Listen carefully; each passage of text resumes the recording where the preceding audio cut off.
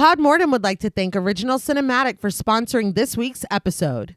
Original Cinematic is an independent production company that has made it their mission to create, produce, and promote films that are inclusive, honor women, promote the LGBTQIA+ community, and provide prominent positions and roles to POC actors and filmmakers, and promote the films of marginalized and underrepresented populations.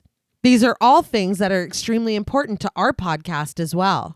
Original Cinematic is currently accepting scripts and treatments. Both William and Xxena Rush are also available via email or Zoom to discuss writing and provide input and resources to all aspiring writers free of charge. Their information will be made available in the show notes. Original Cinematic has multiple exciting projects on the horizon. Their next film, Immersion, is slated for release in early 2024. Upcoming films Fetish, Sweetener, and Run, and their documentary Drag, the Most Targeted Art Form, are anticipated for 2024 releases as well. Their new award-winning film Group is currently on the festival circuit, and very generously, Original Cinematic will be providing a link for our patrons to screen the film on Zoom. It is truly an honor to partner with Original Cinematic, and we can't thank them enough for their contribution to our show. And now, back to our regularly scheduled program.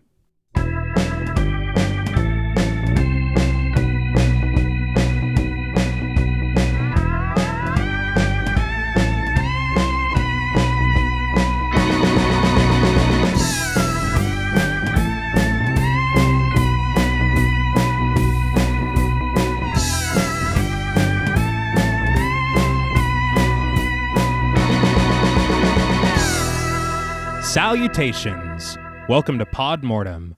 I'm Travis Hunter, joined as always by my co-host, my sister, and my brother-in-law. Hi, I'm Reneé Hunter Vasquez. Hi, I'm John Paul Vasquez. This week, we're broadcasting live from the Holy Trinity Church in Georgetown, discussing the 1990 supernatural horror film, The Exorcist III. This film was written and directed by William Peter Blatty, based upon Blatty's 1983 novel, Legion. Over a decade removed from the 1973 horror classic The Exorcist III reunites characters from the original film and combines elements of a crime thriller with psychological and supernatural terror. Though Blatty's original vision for the film was compromised by studio meddling, The Exorcist III still provides a unique experience for the audience. With a fantastic screenplay, incredible performances from its cast, frightening imagery, and memorable sequences, this film would attain box office success and cult status despite mixed reviews from critics. This film was recommended to us by friends of the show, Lala Thomas, Chris Reeves, Donna Eason, Gory Bits, Michael Newting, Gage, Smelly Poo Poo Head, Megan M., Chuck Darling, Craig Kowalski, and Shane Rittersbach. We'd like to thank each and every one of you for your continued support of the show, as well as this suggestion. So, The Exorcist III. What were your first impressions on the film? So this was a first-time watch for me. Mm-hmm. I never knew this movie existed. I didn't know that it was a thing. I didn't know the second one was a thing. Most people don't want to. I do want to apologize up top to Lala, because I did not enjoy this movie as much as I hoped I would. I also spoke with Xxena Rush last night and we were talking about the movie. She's telling me, how fantastic the movie was. So I was very stoked. I was more confused than anything. Some things were cool and a lot of things didn't work for me. I enjoy the comedy aspect of this movie, if there's supposed to be one there. Other than that, it was very confusing to me. The ending, I won't go too much into it, but it is better than the second. I will say that. It's better than the second one for me, and I'll be honest, and maybe it's just me, this did not feel like an Exorcist movie whatsoever. I feel like it was peppered in there, and it just didn't work for me. I would even recommend watching it, but watch it fucked up. Because I don't know if watching it sober is going to make any sense. It didn't to me, and I was sober, and I had no idea what was going on. It was all over the place, and I feel like a lot of the stuff that they tried to do, I was like, oh, okay, but why? You know what I mean? It just left me scratching my head a little more than it did me sitting there being like, yeah. Brad Dourif, great. Oh, great, man. fantastic. I will say that. A lot of the people in this movie did great. Everybody's great. I was just confused a large majority of the time. So I had only seen this once before. I watched it with T, and I remember liking it, but I did not remember really any of it at all, except for there are a couple moments that you kind of don't forget. I remembered those. So this was kind of a fresh watch because I didn't really remember the story, like the narrative of the film. I didn't really remember that. And there are aspects about it that I really like and aspects that are a little confusing. The ending is, I'll say, strange. Yeah. There's an aspect of it that it's like, what the hell are you doing here? Whoa, what? Okay. Yeah. But I think that what really elevates it for me is Brad Dourif's performance. I think it is brilliant. It is flawless. Really, George C. Scott, I think, is phenomenal in this. The performances are really outstanding. There's that one jump scare that is great. There's another visual that is pretty fucking creepy to me. There are aspects of it that you can tell influenced other things. And I could be talking out of my ass, but I do see some Seven in here. Okay. I feel that. I wanted to talk to you about it. How do you feel about Stephen King's End of Watch? Oh, shit. Okay. I didn't even put that. Okay. Yeah. Yeah. I was thinking about that this morning. I didn't like that novel, but It wasn't the strongest one in that series, but you don't end a trilogy that way. It was the Halloween Ends of the Mr. Mercedes trilogy. no. But yeah, I think that it is an enjoyable film for me. There are aspects of it that I think are absolutely perfect. That's why when it doesn't really hit the mark, it like hurts that much more for me because it's like, God, like you had me wrapped around your finger in that last scene. Like, what is going on? And there are moments that are very funny. The comedy really hits for me. There's unintentional comedy as well that also hits for me. But overall, I think that it's a great watch. I feel like it doesn't really feel like an Exorcist film until it does. And then maybe they tried to do it a little too much at the end. Okay, maybe. But I do really like this. I think that the good far outweighs the not so good. And even if you don't like the story, if you don't like the ending, if you don't like any other aspect of this, Brad Dourif's depiction, his scenes, it's worth it. I would say for that alone. I think that he is perfect in this. But yeah, it's a fun watch. It's an interesting watch. So I think the first time I watched this, I watched it with our parents. Okay. And it was part of the thing where I was always told to skip Exorcist 2, watch The Exorcist, go straight to 3. And so I will say I'm glad I eventually watched 2. Yeah. Just to have knowledge of it. But watching 1 and 3 is good. You can do that. It's probably the preferable way, I would say. Okay. Unless you're like really into locusts. Then Yeah, and then then I think you it's really a little need lacking in to. locusts. You can't miss this film. Locusts are the co-star. The star. The star. I'm sorry. But I think the thing about it is that there is a tone and a feel that to me is The Exorcist. It evokes this kind of atmosphere in a way that is very just kind of a way that only Blatty can in his screenplays, that I think Friedkin picked up on and maintained, because you do feel that it's within the same family. Especially the way that it's shot, and it's so methodical in its approach. I think that for me, the elements of it are very fascinating because I think that it is doing a lot of things. In some parts, it does feel like a crime thriller. Some parts, it does feel like psychological horror. Sometimes it's clearly supernatural horror. Yeah. I think that it marries well with kind of a really good balance of these ideas. But the parts that don't marry well, there's a reason for it. Okay. And we'll get to that later as far as the discussion of studio meddling and what was changed. because the vision of this project, there was supernatural horror involved, Okay. but it was not to the extent of what we see in this film. Okay. So it might have balanced better for you, I think, Okay. the version that Blatty had in mind. Right. But I think that, I mean, coming away from this film, it has one of my favorite jump scares of all time. I think that there is such perfect pacing to a lot of the scenes.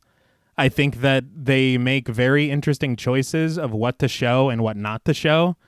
They leave a lot to your imagination, which I think works better for this kind of a film. And it makes it scarier because being described something, you're imagining it way worse than they could show it. For sure. Okay. I wanted to. I think for me it was more of the things you described hurt it for me. I don't need it to be 3 different movies in one. I just want to see The Exorcist. I don't need it to be Jake and the Fat Man and then MASH and then I Know What You Did Last Summer, Not then Scream. MASH. I just want to see Reagan. Show me Pazuzu. I want to feel like I'm still there.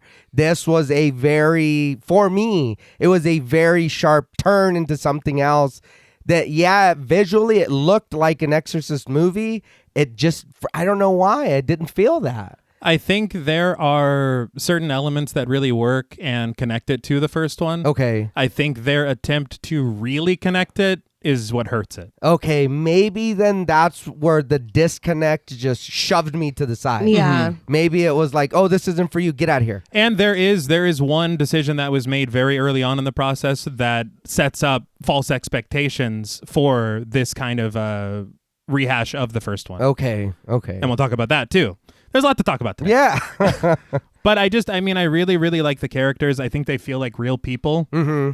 I cannot say enough about Brad Dourif. We've sung his praises all morning already. I think the thing about his performance for me is that when you think about, again, horror, where are the Academy Awards? Because this feels like a Best Supporting Actor nomination if I've ever seen it in my life. It does. That always is weird to me that horror gets left out of shit never. like that. Yeah, I don't know why genre films are just not respected. Yeah. There's so much art here. There's so much talent here.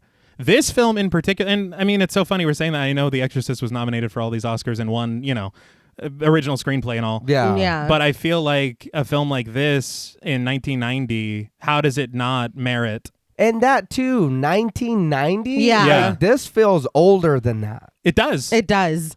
It feels like, but I think that's just the mentality and sensibility of William Peter Blatty. Okay. Because he takes his time. Yeah. And for some, that might be slow. Yeah. To me, I feel like it is building suspense. It's allowing for moments to breathe. Okay.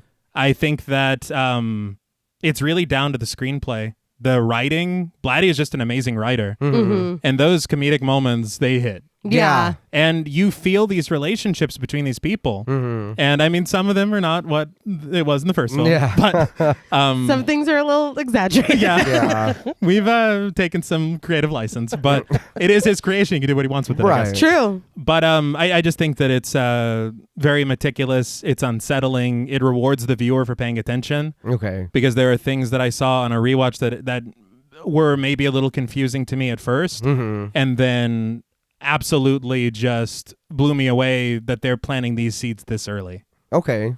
And I will say that there are a lot of aspects of it that are very weird and make a lot of sense later. All right. And then there are a lot of things that are weird and they just stay weird. Yeah. But I definitely like it. I feel like I am almost on the edge of loving it. Okay. I think it's that difficulty with the meddling that kind of makes it to where certain things just don't gel completely. Yeah, and we talk about that all the time, how when people step in, they take something that sounded really good when you read the screenplay and then we get the movie and it's like that did not work. Yeah. And Yeah. I was like, why'd y'all do that? And this is definitely a case of that. Yeah. And we'll talk because there's quite a bit to explain. And there's actually a director's cut of the film that was released a few years ago. Okay. I think in 2016 that was closer to Blatty's vision of it. All right. And so we'll kind of talk about some of the differences there. All right, cool. Yeah, I'd like to watch that, actually. Mm-hmm. Let's do it. Yeah. But I did want to talk about the production. I watched a 5-part documentary called Death Be Not Proud, Mm-hmm. and I read a couple of articles in Fangoria Okay. that kind of painted the picture for me. Mm-hmm. But if you recall from episode 185, which was Exorcist II, The Heretic, Mm-hmm. we discussed lower rumblings of a sequel to The Exorcist beginning all the way back in 1974. Right. And according to American Film Institute, Friedkin, who directed the first film, and Blatty wanted no involvement in it. Friedkin was very unhappy with his profits that he got from the original film, and Blatty was even threatening a lawsuit against Warner Brothers over the profits. Damn. So things were not pizza, as we say. Yeah. He sounds like a very litigious man. He has... Because I read about another lawsuit that he took part in. He is easily offended, I will say. But according to that making of documentary, and it isn't very clear, but somewhere between then and 1983, Blatty and Friedkin pitched an idea for a sequel to the studio, but after The Exorcist II, they rejected it.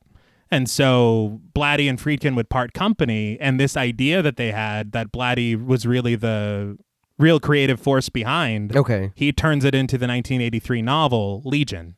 And so Carter DeHaven, a producer, had called William Peter Blatty around 1983, and Blatty discussed the fact that he was going to turn this film into a full screenplay. Okay.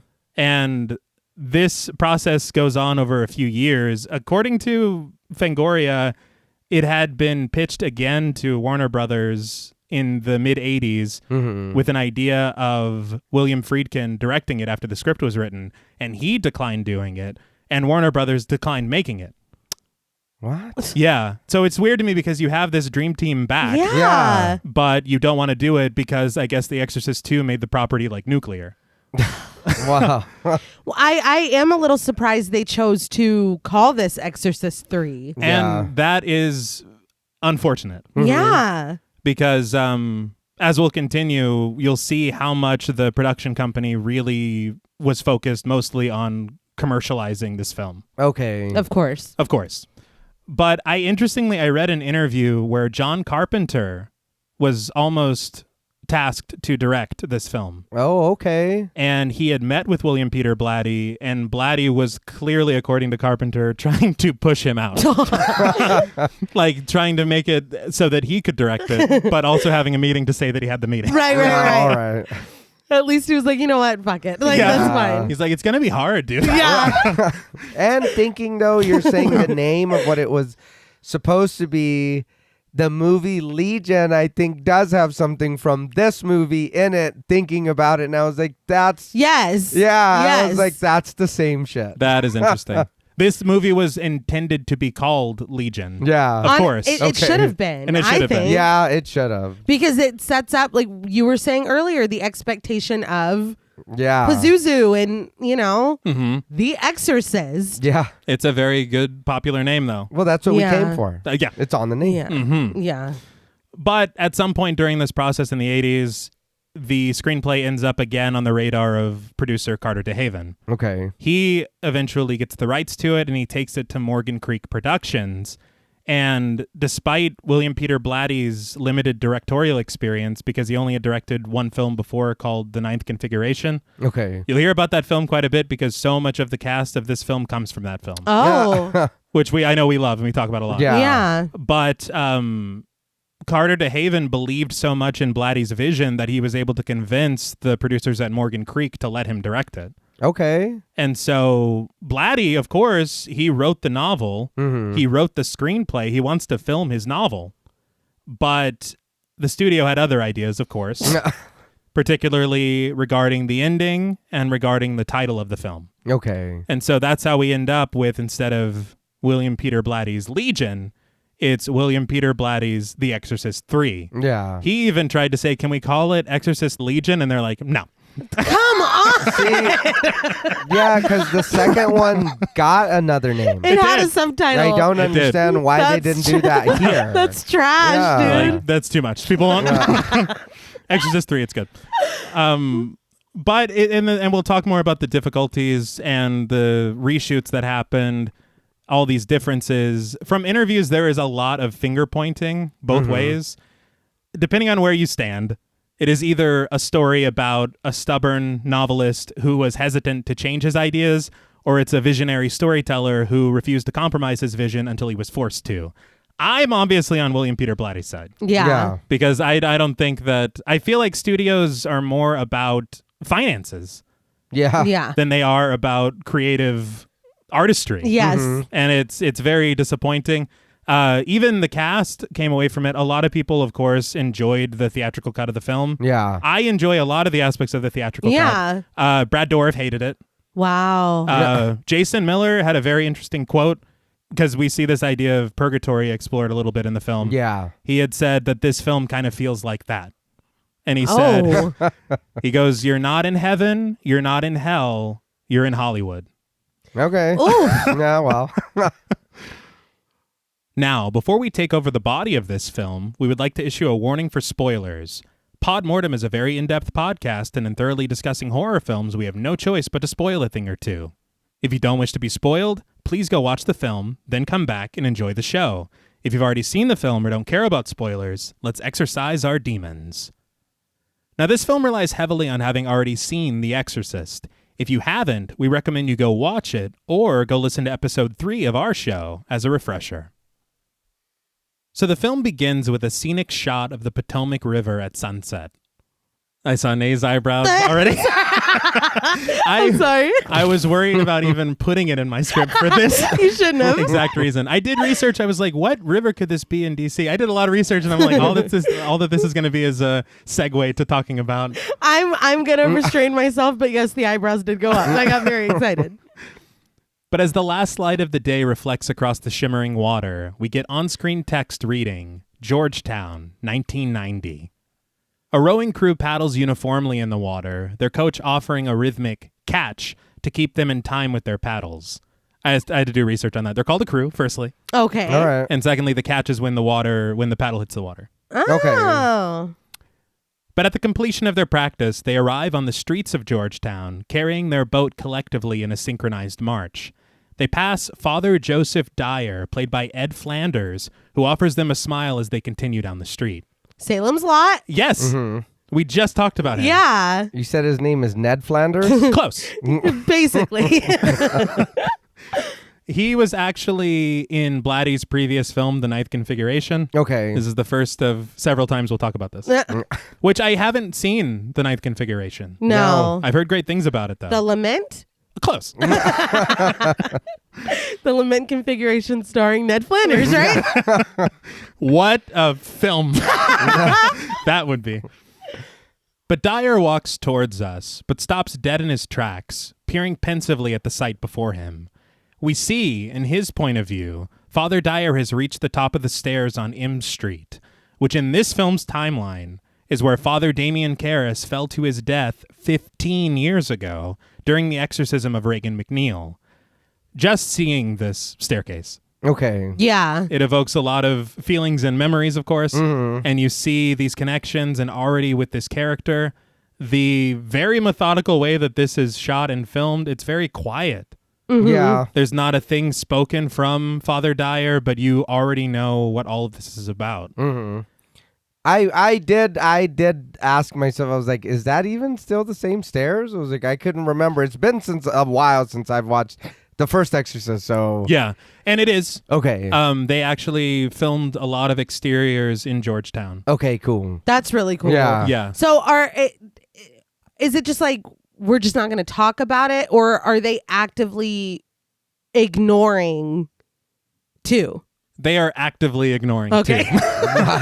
Yeah. Blatty's, and that was one of the things that pissed him off about the title is he's like, I'm trying to pretend that didn't exist. That's what Yeah. I'm saying. and now you're making it like we have to watch this one to get to this one. Yes. Yeah. Because when you hear 3, Yeah. that's what you would assume. Huh. Well, I mean, why not just, I guess you could still talk about it, but fix it. I guess like try to. I don't think there's a way. You can try. I don't think so. Look, let the guy walk by, see a locust, step on it, and be like, "Oh, that shouldn't be there," and then just keep going. That would actually be hilarious. Fine. You did mention 2, and it's gone. We killed it. Yeah, that was it. That's all you need. I understand from a marketing standpoint why you would want The Exorcist in the title. Mm-hmm. I just don't. If he was willing to compromise with The Exorcist Legion, Yeah. I don't get why they were so like, nah. Like, Yeah. that is so bizarre. And they're calling him? Yeah, he's difficult. Yeah, no. But at home in his study and sitting at his desk is Lieutenant William Kinderman, played by George C. Scott. Firstly, the character of Kinderman was a favorite Yes. from the first film. Lee J. Cobb was fucking hilarious in that role and Very. just brilliant. Mm-hmm. Unfortunately, he passed away in 1976. And so he is another character from the first film that is recast in this film. And George C. Scott, he actually was friends with Carter DeHaven, the producer, and he was attached to this project before DeHaven even pitched it to Morgan Creek. Oh, damn. Oh, okay. wow. So he's pitching this project. He's like, we got a writer, we got a director, we got the star. Yeah. It's pretty easy. Interestingly, I have everything I've seen George C. Scott in. His performance is just brilliant. Uh-huh. This is no exception. He was in Anatomy of a Murder with Jimmy Stewart. Okay. Oh. He was in The Changeling in 1980. Okay. And I remember he won. Okay, so it's kind of an odd story because he was in Patton and he won an Academy Award for it. Okay. But he famously declined the award on principle. And he had said that actors shouldn't be competing against each other. This is art. Yeah. And all the other actors who won awards that night were like, it's true, but he shouldn't say it. Yeah. I'll be taking mine. Please. Yeah. I'll take his. I'll take his, actually. But Kinderman switches on a nearby lamp and is unable to focus on his work in front of him. After he breathes a heavy sigh and removes his glasses, he reaches out to one of the many framed photographs that surround his desk. We get a closer look of the one that he's chosen as it rests in his hands. In it, Kinderman has his arm around Father Damien Karras, played by Jason Miller. The two friends smile jovially, their joy frozen forever in a framed memory. Kinderman nods somberly in recognition, barely breathing the name of his late friend, Damien.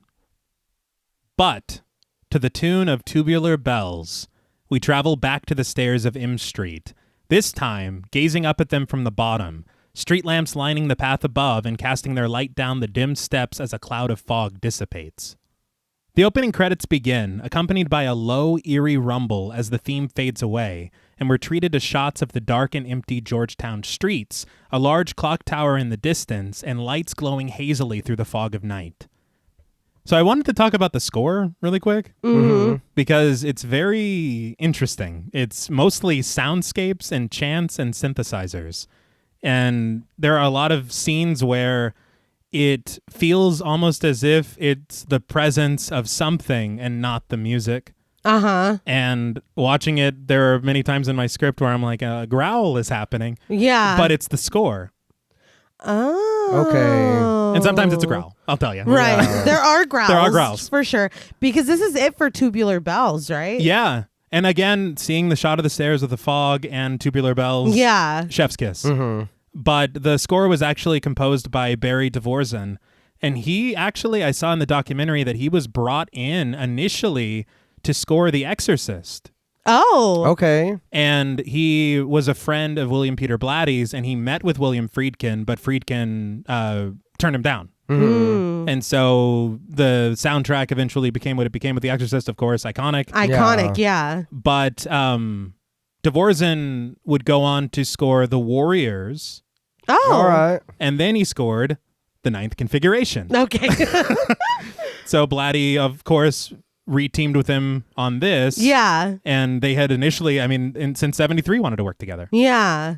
So is he responsible for the Lord of the Rings music that's in this too, or because there's a few times I was like, "This is the Shire. I don't know what the fuck's going on here." Is that the chanting? Or Yeah, Is that I was like, "That's the song Shire? that Pippin's singing," and the fucking. I was like, "What is this?" this movie's very influential. Yeah. But an organ rises, as does a choir of voices in the score, as we're taken inside of the Holy Trinity Church. The chapel is empty, save for a single red rose resting lonely on a priest's white collar in one of the rows of seating.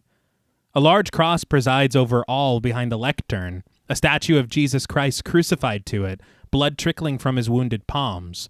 And we see there is also blood dripping down the priest's collar, too, imbuing its purity with its crimson color. Candles burn brightly, their orange glow lighting the marble statues and religious iconography decorating the interior of the building, and hymns hang haphazardly from the backs of the pews. As we eye the confessional booth and the front door of the church, a low rumble surrounds a sinister voice which whispers one word: preacher.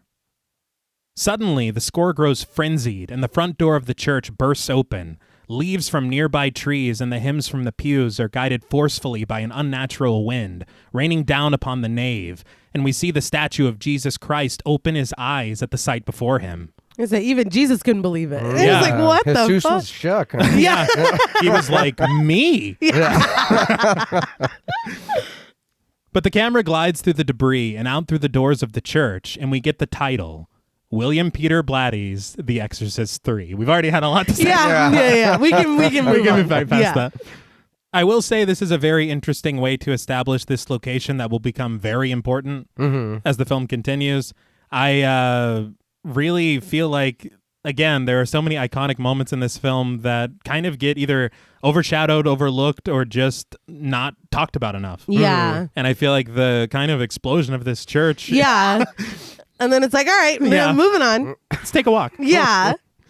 We continue in POV shots down the empty Georgetown streets, the sound of an otherworldly exhale heard periodically, and standing in an alley, we see Thomas Kintry, a teenaged boy played by James Burgess, and we pass him by as he stares down Lynn's, just continuing down the sidewalk. Finally reaching a crosswalk at the end, a large "Do Not Enter" sign resting on the corner, Thomas somehow reappears from behind a brick wall and hands us a single red rose. We see that he's wearing a t-shirt that reads, Police Boys Club, and we hear the voice of Father Damien Karras cutting through the chilling air, explaining that he has dreams of a rose and falling down a long flight of steps. We then reach the top of the stairs on M Street, tumbling down them in a POV shot, turning over and over until we reach the bottom. These moments of like surrealism really do it for me. They really, really work for me. I like kind of weird, like, what does this mean? What is going on? And this so early on in the film, even just seeing the boy and then you get to the end of the street and then he's there again. Like, it's like, what the fuck is going on? I wonder if this is, and I it's up for interpretation. If, especially in the church, is this the arrival of something sinister, or is this simply us watching someone's dream? Okay. I took it as, especially what we see later on, I took it as this is someone's dream, because there is somebody that we meet that seems to be very in touch spiritually, and they're being given clues and some really fucked up dreams. And that's what this, it felt like this to me when we see it later on. Later on is on a much grander scale, but you know what I mean. I think he ate some chocolate before bed or something. something. Whatever it was, don't do that again. Don't do that again. But this deadly descent down the stairs quickly cuts to a shot of 3 helicopters hovering against the white-hot sun of the morning. Their blades rotate loudly, cutting into the orange sky reflected into the Potomac, and causing ripples and waves as they glide over the water in a search. You smiled again. You're just going to have to stop saying Potomac.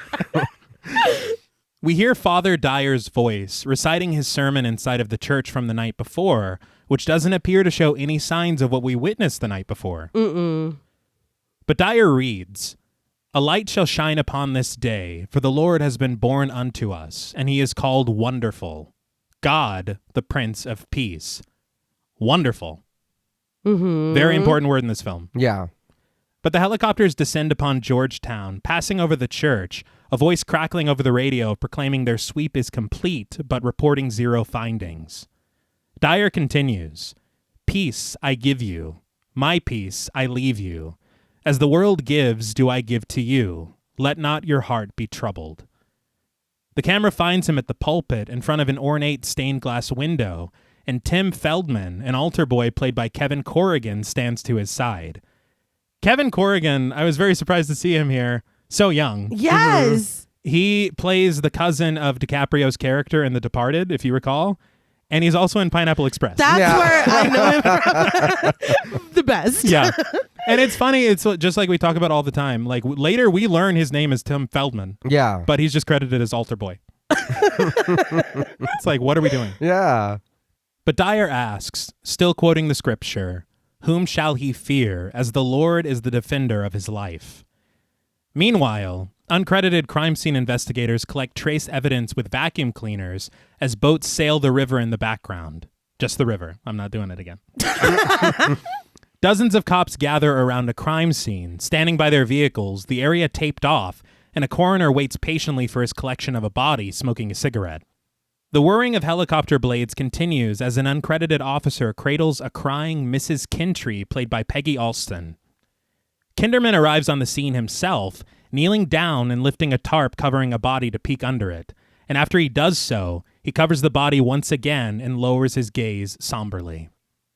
Again, I feel like this is very effective. Mm-hmm. It says everything you need to say without being gratuitous. Yeah. Without showing anything. And when we hear about it later, you again imagine it so horribly. Yeah. Without needing to see it. And it's got to be serious if there's fucking 3 helicopters around. Yes. I would say so. Yeah. That doesn't happen every day. No. But back at the church, Father Dyer and Feldman chat inside of the sacristy as they hang up their robes. Feldman asks curiously how he did on his theology quiz, and after Dyer cracks a joke, quoting Feldman's paper which compares God to a power mower, Feldman simply retorts that everything is relative. But when he reconsiders this assessment, Dyer remarks that he likes a man who knows his own mind. Feldman then excuses himself for the day, heading for the door and sharing that he has to drive to Philadelphia. Dyer, apparently a big fan of Annie Brackett, reminds him, speed kills. We see a shot of a thurible as well as a singular red rose resting in a slender vase in front of the window.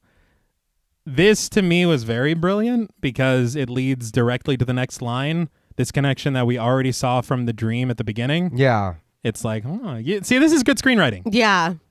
Because Feldman asks Dyer about his sermon, remembering that he mentioned a Damien Karras in his prayer for the dead. Dyer confirms this, and the boy asks curiously if Karras was the man who died in a fall on those steps. Dyer reacts with a nervous and uncomfortable nod, adding that it happened 15 years ago today. And when Feldman begins to discuss how he's heard a lot of things about it, Dyer curtly, but still very lightly, tells him to get lost. Read the fucking room. Yeah. I heard Read it was the real room. bad. Yeah, it's like he just said not only like is it sad enough that he brought him up, but it's the anniversary. Yeah. And you're like, hey, like, can you relive this with me real quick? Like, what is wrong with you? He's like, because I heard around school that. Yeah. It's like, dude. Let's talk, though. And I will say again, I don't understand this revision because it's 17 years ago. Mm-hmm. But in this film, it's 15 for some, maybe just a round number. Probably. But Feldman gets the message and makes his exit. Father Dyer stands alone, staring blankly into the ether in silence, but the silence is swiftly broken by the shattering of glass as we see a flashback to the night of Regan McNeil's exorcism from the 1973 horror classic, The Exorcist. Father Karras crashes through Regan's bedroom window, plummeting and rolling down the steps on M Street, clattering to the bottom, where Father Dyer would eventually find him and give him his last rites before his death.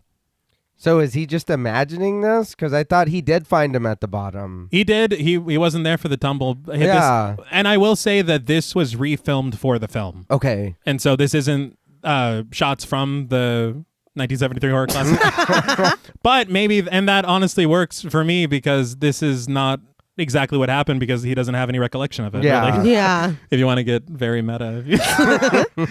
They did say that the stuntman performed this twice.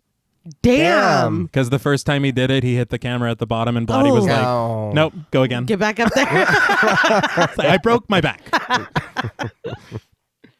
But in the present day, Dyer just collects himself, resting his hands next to a ceremonial chalice.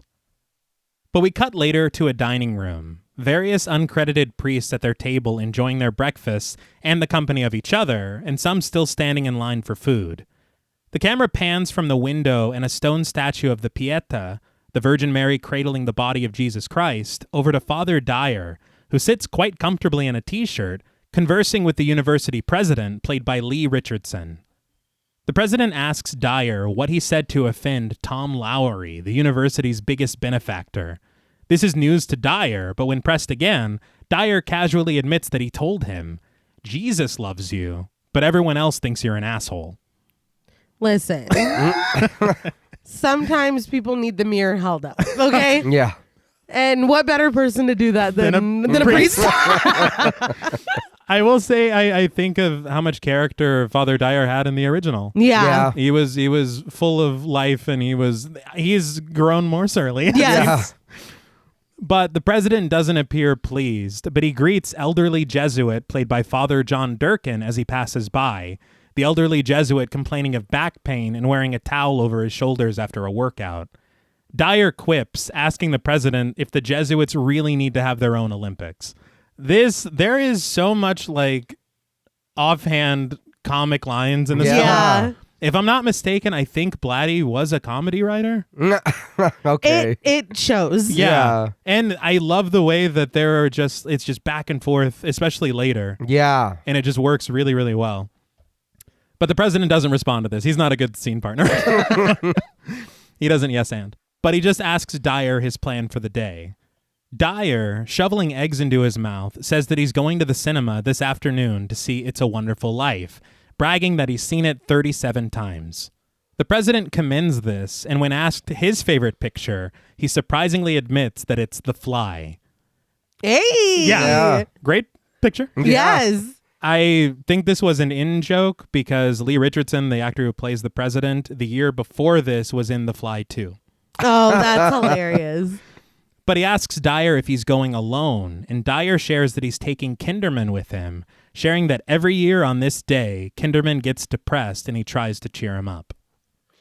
So, It's a Wonderful Life, Jimmy Stewart.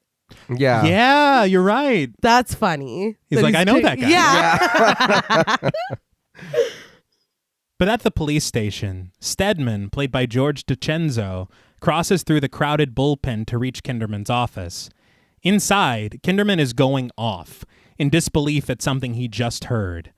Sergeant Ryan, played by Don Gordon, sits on the couch, the cause of Kinderman's disbelief, and Sergeant Atkins, played by Grand L. Bush, stands on the other side of the room with his notepad. I did recognize Sergeant Atkins, Grandel Bush. Mm-hmm. I remember him playing alongside Sean Penn and Robert Duvall in Colors. No shit. Yeah. I immediately recognized him, and I was like, I know that guy. I feel like that happens a lot in this film because there are just so many character actors. Yeah. Yes. And when we get to those cameos later, Yes. Oh, yeah. it's unbelievable.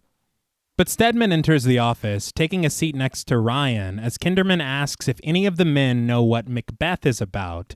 And before the men can respond, Kinderman offers the answer. It's about the numbing of the moral sense.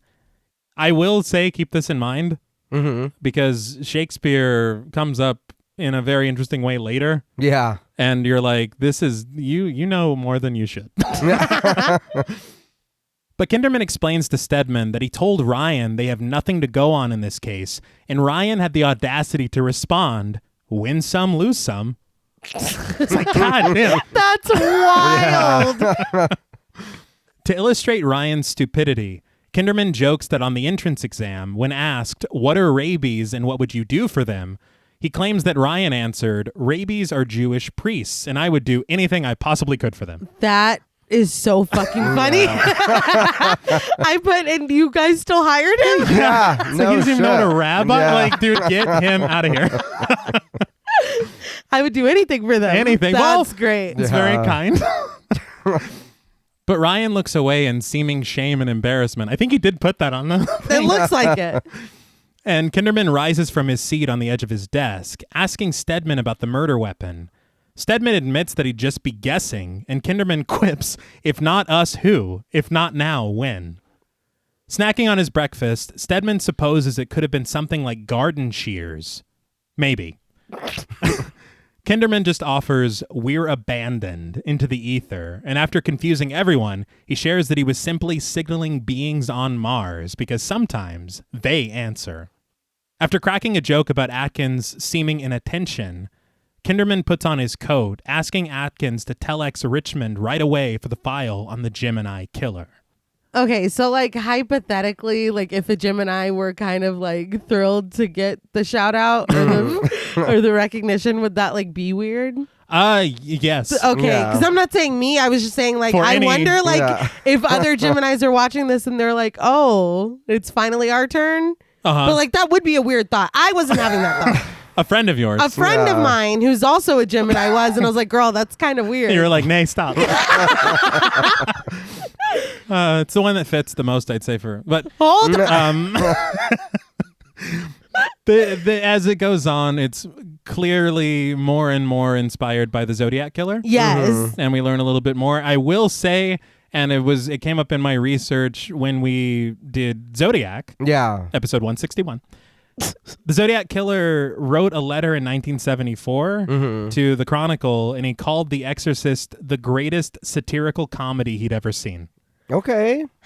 See, it's giving, and I think we talked about this when we did cover Zodiac. Some of those letters were very pick me. Yeah. And it's that one dude that's like, oh, I laughed. Like, that helped me fall asleep. It's like, shut the fuck up. Like, you're so cool. Yeah. You know what I mean? It's annoying. My favorite horror film's a Serbian film. Yeah. No, it's not. Fuck off. Yeah. First of all. Bullshit. Yeah, he was annoying as fuck. The Zodiac Killer? Yeah, I'd say. Well, I guess you don't got to worry about anything now. Yeah, that's true. That is true. I will say also, it's just kind of funny to me that he was so self-centered that he's like, they'll want to know what I thought about this. Yeah. Cultural. Yeah. Yes. They're waiting for me to weigh in. Shut up. I'm Roger Ebert. Yes. But we get a shot of a drawing on Kinderman's desk, the outline of the victim's left palm, the Roman numeral 2, the symbol for the astrological sign of the Gemini carved into it. Ryan responds incredulously to Kinderman's request, reminding him that the Gemini killer has been dead for 15 years. Interesting. Yeah, I was like, we're saying that number a lot. Kinderman just brushes Ryan off, asking Stedman when the victim's autopsy is, and upon learning that it's tomorrow, Kinderman responds, quoting Shakespeare's Macbeth, and tomorrow, and tomorrow. That's brilliant. Yeah. But he leaves his office, imploring the men to go home to their families. So the drawing on Kinderman's desk, it is such a quick shot, but it leads to so much later. Yeah. And it is fully explained. Yeah, it's kind of like these breadcrumb moments. Yeah. Because there's instances as well when he's at crime scenes. Yeah. Where you're like, what the fuck is he doing? And then later it's like, oh, that's what he was doing. Yeah. I like stuff like that kind of, like you said, rewards you for paying attention, even if in the moment you're like, okay, what does that mean? Yeah. And they take their time. Yeah. Yeah. Especially at those crime scenes. Yeah. It's brilliant filmmaking, I think. No, I agree. But Kinderman arrives home to his family, greeted by Mary Kinderman, his wife, played by Zora Lampert, in the kitchen. Zora Lampert, if you've heard of the film Let's Scare Jessica to Death, Yeah. she's Jessica. Oh, okay. I was just I don't understand the dubbing. You caught this. I think I'm just watching too many Giallo films that I'm like, this is fine. It was to that level. Really? Like it's not, it's whatever kind of in the beginning, like you can see it, but it's not very distracting. At the end, it's like, okay, what is the story here? Because it's a lot. Yeah. And nobody else is like that. So I'm like, what happened? Yeah, hers is noticeable. Yeah. You know, I wonder if it's like just down to she had a sore throat on the day or something. You know? Maybe. It just makes me curious. And then I'm like, well, you know, what series of events led to this? Was it a last minute thing? And now I'm not watching the movie anymore. Gotta rewind like That's all it 15 takes. minutes. Yeah, exactly. But seated at the dining room table is Shirley, Julie's mother, played by Barbara Baxley. Mary asks if Kinderman is hungry, and as he snags a donut from an open box on the counter, he says that he just wants some coffee. Mary kisses her husband's cheek, reminding him that he's been awake since 5 o'clock this morning. I don't know how much that has to do with work and how much that has to do with his worried mind. Okay. Or potentially a dream that he had. See, that's what I think. Oh, all right. But Kinderman then walks over to Shirley, inquiring about her tour of Virginia. Mary shares a story of Shirley shouting something anti-Semitic at a diner when she was given grits instead of potatoes, and Shirley just doubles down on it. But Mary sits down with Kinderman, asking how his day was. After sarcastically remarking the capture of a Georgetown terrorist and scourge of society who breaks into houses and redecorates them, Mary asks her husband if he's okay. And he does claim to be fine. But this is when Julie Kinderman, their daughter, played by Sherry Willis, walks into the room, snagging an apple from the counter and carrying ballet shoes in a bag slung over her shoulder. She greets her father before leaving to her dance class, her father telling her to watch out for red shoes. This is a reference to the 1948 film, The Red Shoes. I have not seen it before. I really want to see it. I will say that my beloved Jules did an artwork based on The Red Shoes. Oh. Absolutely brilliant. Oh, very nice. And it's my only connection to the film. But Mary asks Kinderman if he's home for the evening, but he shares that he has to leave again because today is his day to cheer up their friend, Father Dyer. So when he said that, it was like, okay, so you guys are either both lying or something else is going on. Because he used that excuse for you. Mm-hmm. So what's going on? I love it. Yeah. I think that they both need it. Well, and they're yeah. both telling each other, oh, let me just help this dude out. You know what I mean? They don't want to admit. Exactly. Okay. But it is, I think that both are true. I think they both need each other to pick each other up today. All right. One thing I will say, and it is very interesting to me because the original cut of The Exorcist, or at least the one that was released theatrically, it ends, I believe, I get the versions mixed up. I remember Father Dyer staring down the stairs of M Street, which again is kind of perfect to begin this film there too. Yeah. But I think, and this is the version that we saw whenever they did the 50th anniversary in theaters, I think that was the version you've never seen before. Right. That was Friedkin's cut with all the stuff added in. Okay. Like the spider walk, if you will. Yes. Yeah, Which was it was always too much. It was, and it's too soon. It's way too soon. You can't have conversations after this. This is clearly a demon. But the end of that version, Kinderman had asked Father Karras to go to a movie with him earlier in the film. Yeah. And so the film ends with him taking Father Dyer. Yeah. And so their friendship in that version has been established since the 73 version. Okay. Yeah. So I think that that's really cool to see that this is the beginning of that friendship. Right. And then that is such a crucial part of Exorcist 3. Yeah. But we cut to Father Dyer pacing outside of the cinema and smoking a cigarette. Sirens blare as a police cruiser parks on the curb, and out of the passenger seat steps Kinderman. You did not need that siren. That made me laugh out loud. Yeah. We'll see him use this. Yes. Yeah. As the men head inside, Dyer wisecracks that he's been waiting outside for him so long that 4 new popes have been elected, which is fucking hilarious because of all the cigarette smoke. Yeah. Yeah. Kinderman flashes his badge very quickly to the ticket taker, calling their visit to the cinema official business. Stop. So they do not pay. Dyer looks up to the heavens in apology. But Kinderman continues through the lobby, apologizing for being late, but he discovers that Dyer isn't next to him and is instead in the line for concessions. At Kinderman's confusion, Dyer explains that he needs some lemon drops. He says that he once spent a year hearing children's confessions, and it made him a lemon drop junkie. He says somewhere between those little weirdos breathing it on him and along with all that pot, he's come to the conclusion that the lemon drops are probably addictive. Listen, I love a good lemon candy. Yeah. But you knew I was late. You should have bought this while you were waiting on my late ass to show up. Yeah. It's true, instead of smoking all the cigarettes. Yeah, because it's like, we're going to fucking miss it, dude. I He's did like, I think- need my candy. I did think that was funny because they went in and he immediately went to the snacks. Yeah. I was like, oh, you need to eat. I did read somewhere that this lemon drop thing was in the Exorcist novel Oh, Okay. yeah? as like kind of like a character moment for him, but I That's cute. It's been a while. But after they enjoy their showing of It's a Wonderful Life, Kinderman and Dyer return to the lobby, conversing in front of a window. Kinderman puts on his coat, assuming that Dyer probably has a lot of priestly business to return to, but Dyer shares that he's actually free for the evening. Dyer, though, suggests that Kinderman get some rest, but Kinderman says that he can't go home. Dyer asks him why, and as the camera presses in, Kinderman simply responds, "The carp." Dyer struggles to understand, but Kinderman silences him with a hand on his shoulder before finally explaining it to him. He tells Dyer that his mother-in-law is visiting, and on Tuesday night, she's going to cook them a carp. Kinderman admits that it's a tasty fish and he has nothing against it. But because it's supposedly filled with impurities, Shirley buys them live. He says for 3 days, this carp has been swimming up and down his bathtub. Dyer does his best to contain his laughter as Kinderman repeats, "Up and down." He says he hates it. He can't stand the sight of it, the movement of its gills. He acknowledges how close Dyer is standing to him, and he asks his friend if he's noticed that he hasn't had a bath in 3 days. He says he can't go home until the carp is asleep.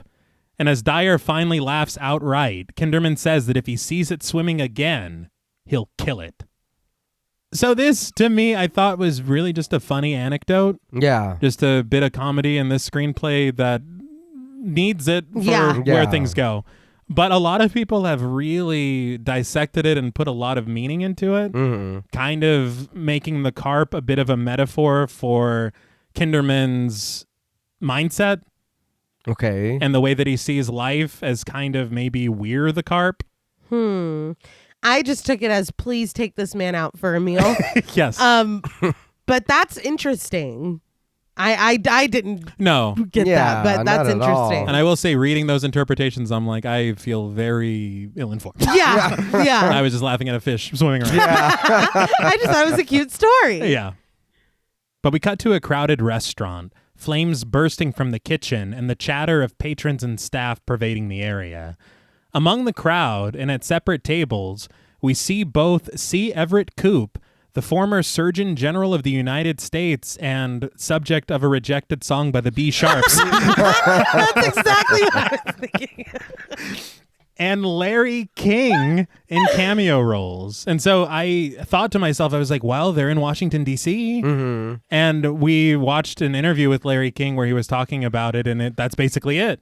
Yeah. He said that he was called by, I think it was the secretary or the assistant of William Peter Blatty. Blatty wanted to establish Washington flavor in the film. Yeah. That's cool. And it works. Yeah. And what an honor that would be to be like, look, you scream Yeah. Washington. You know what I mean? Like, that's really cool. Yeah.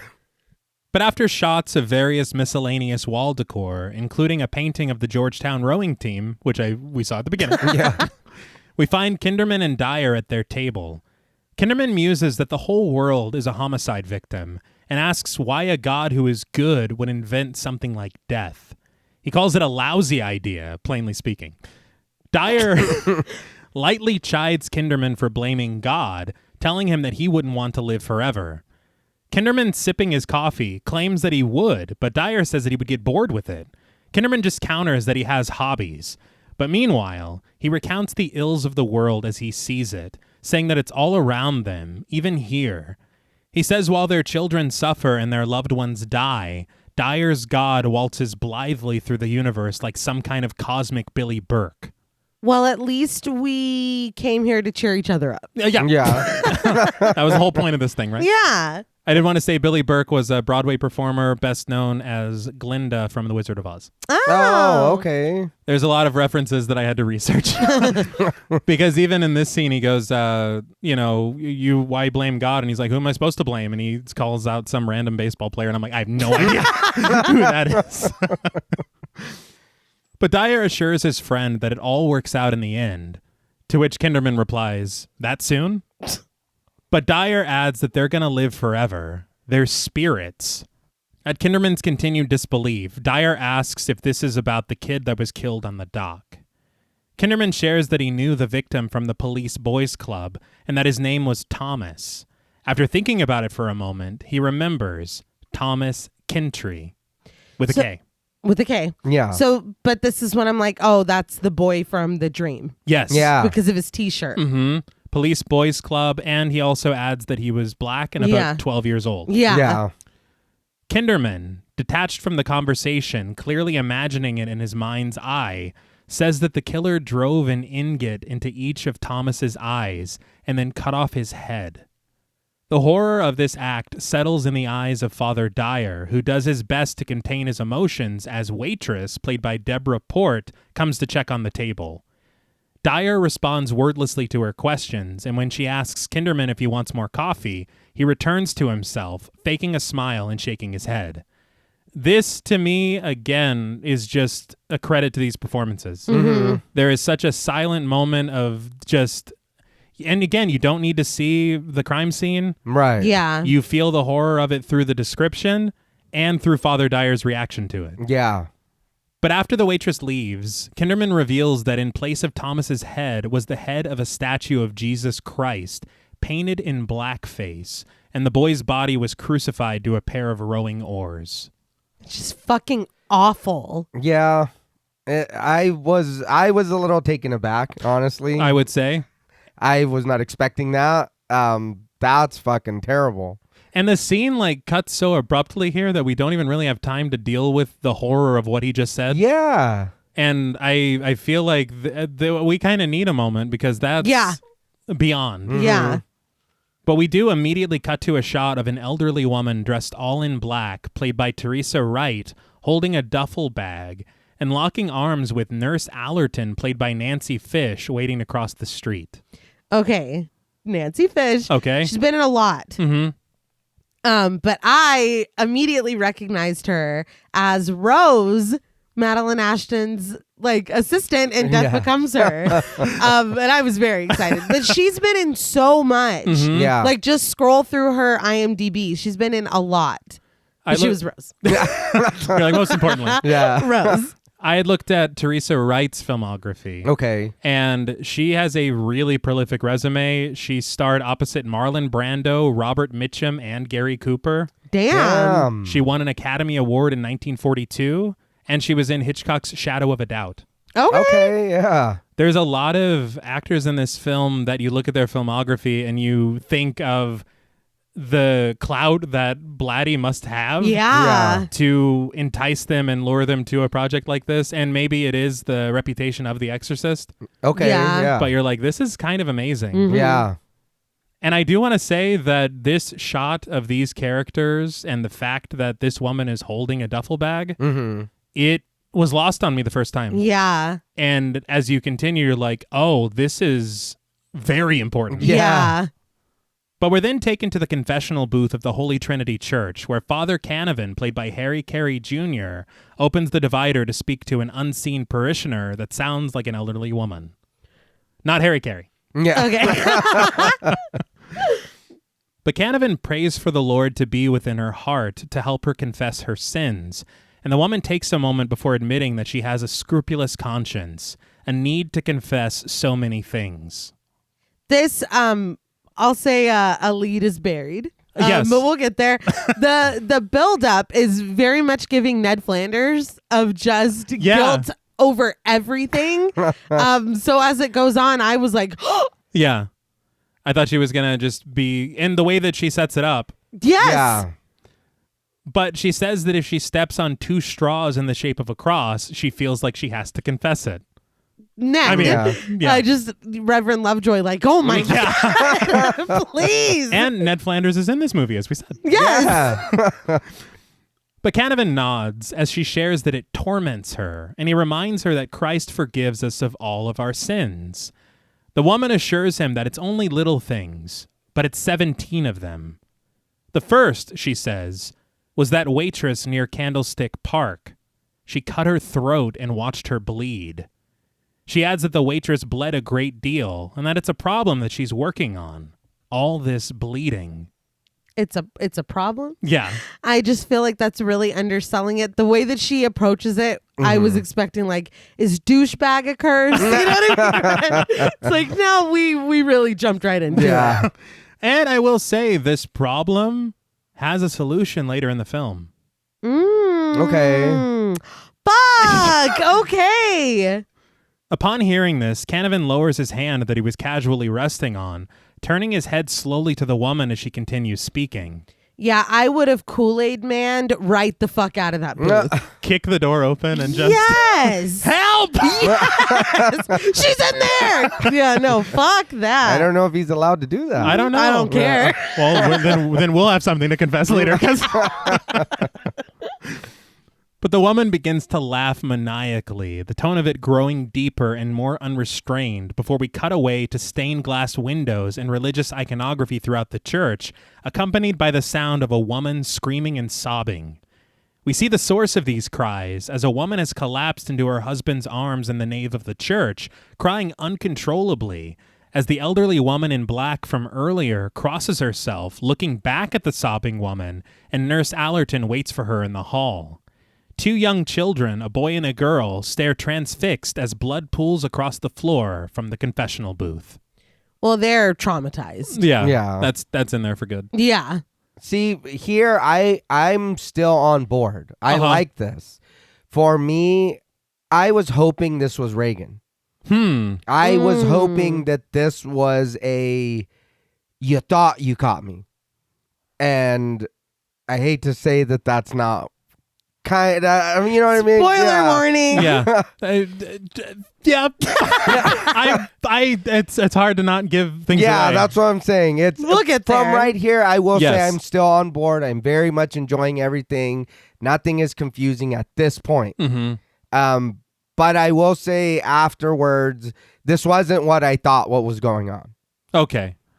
I think that I feel like for me, this is where the confusion started, but is explained. Okay. Yeah.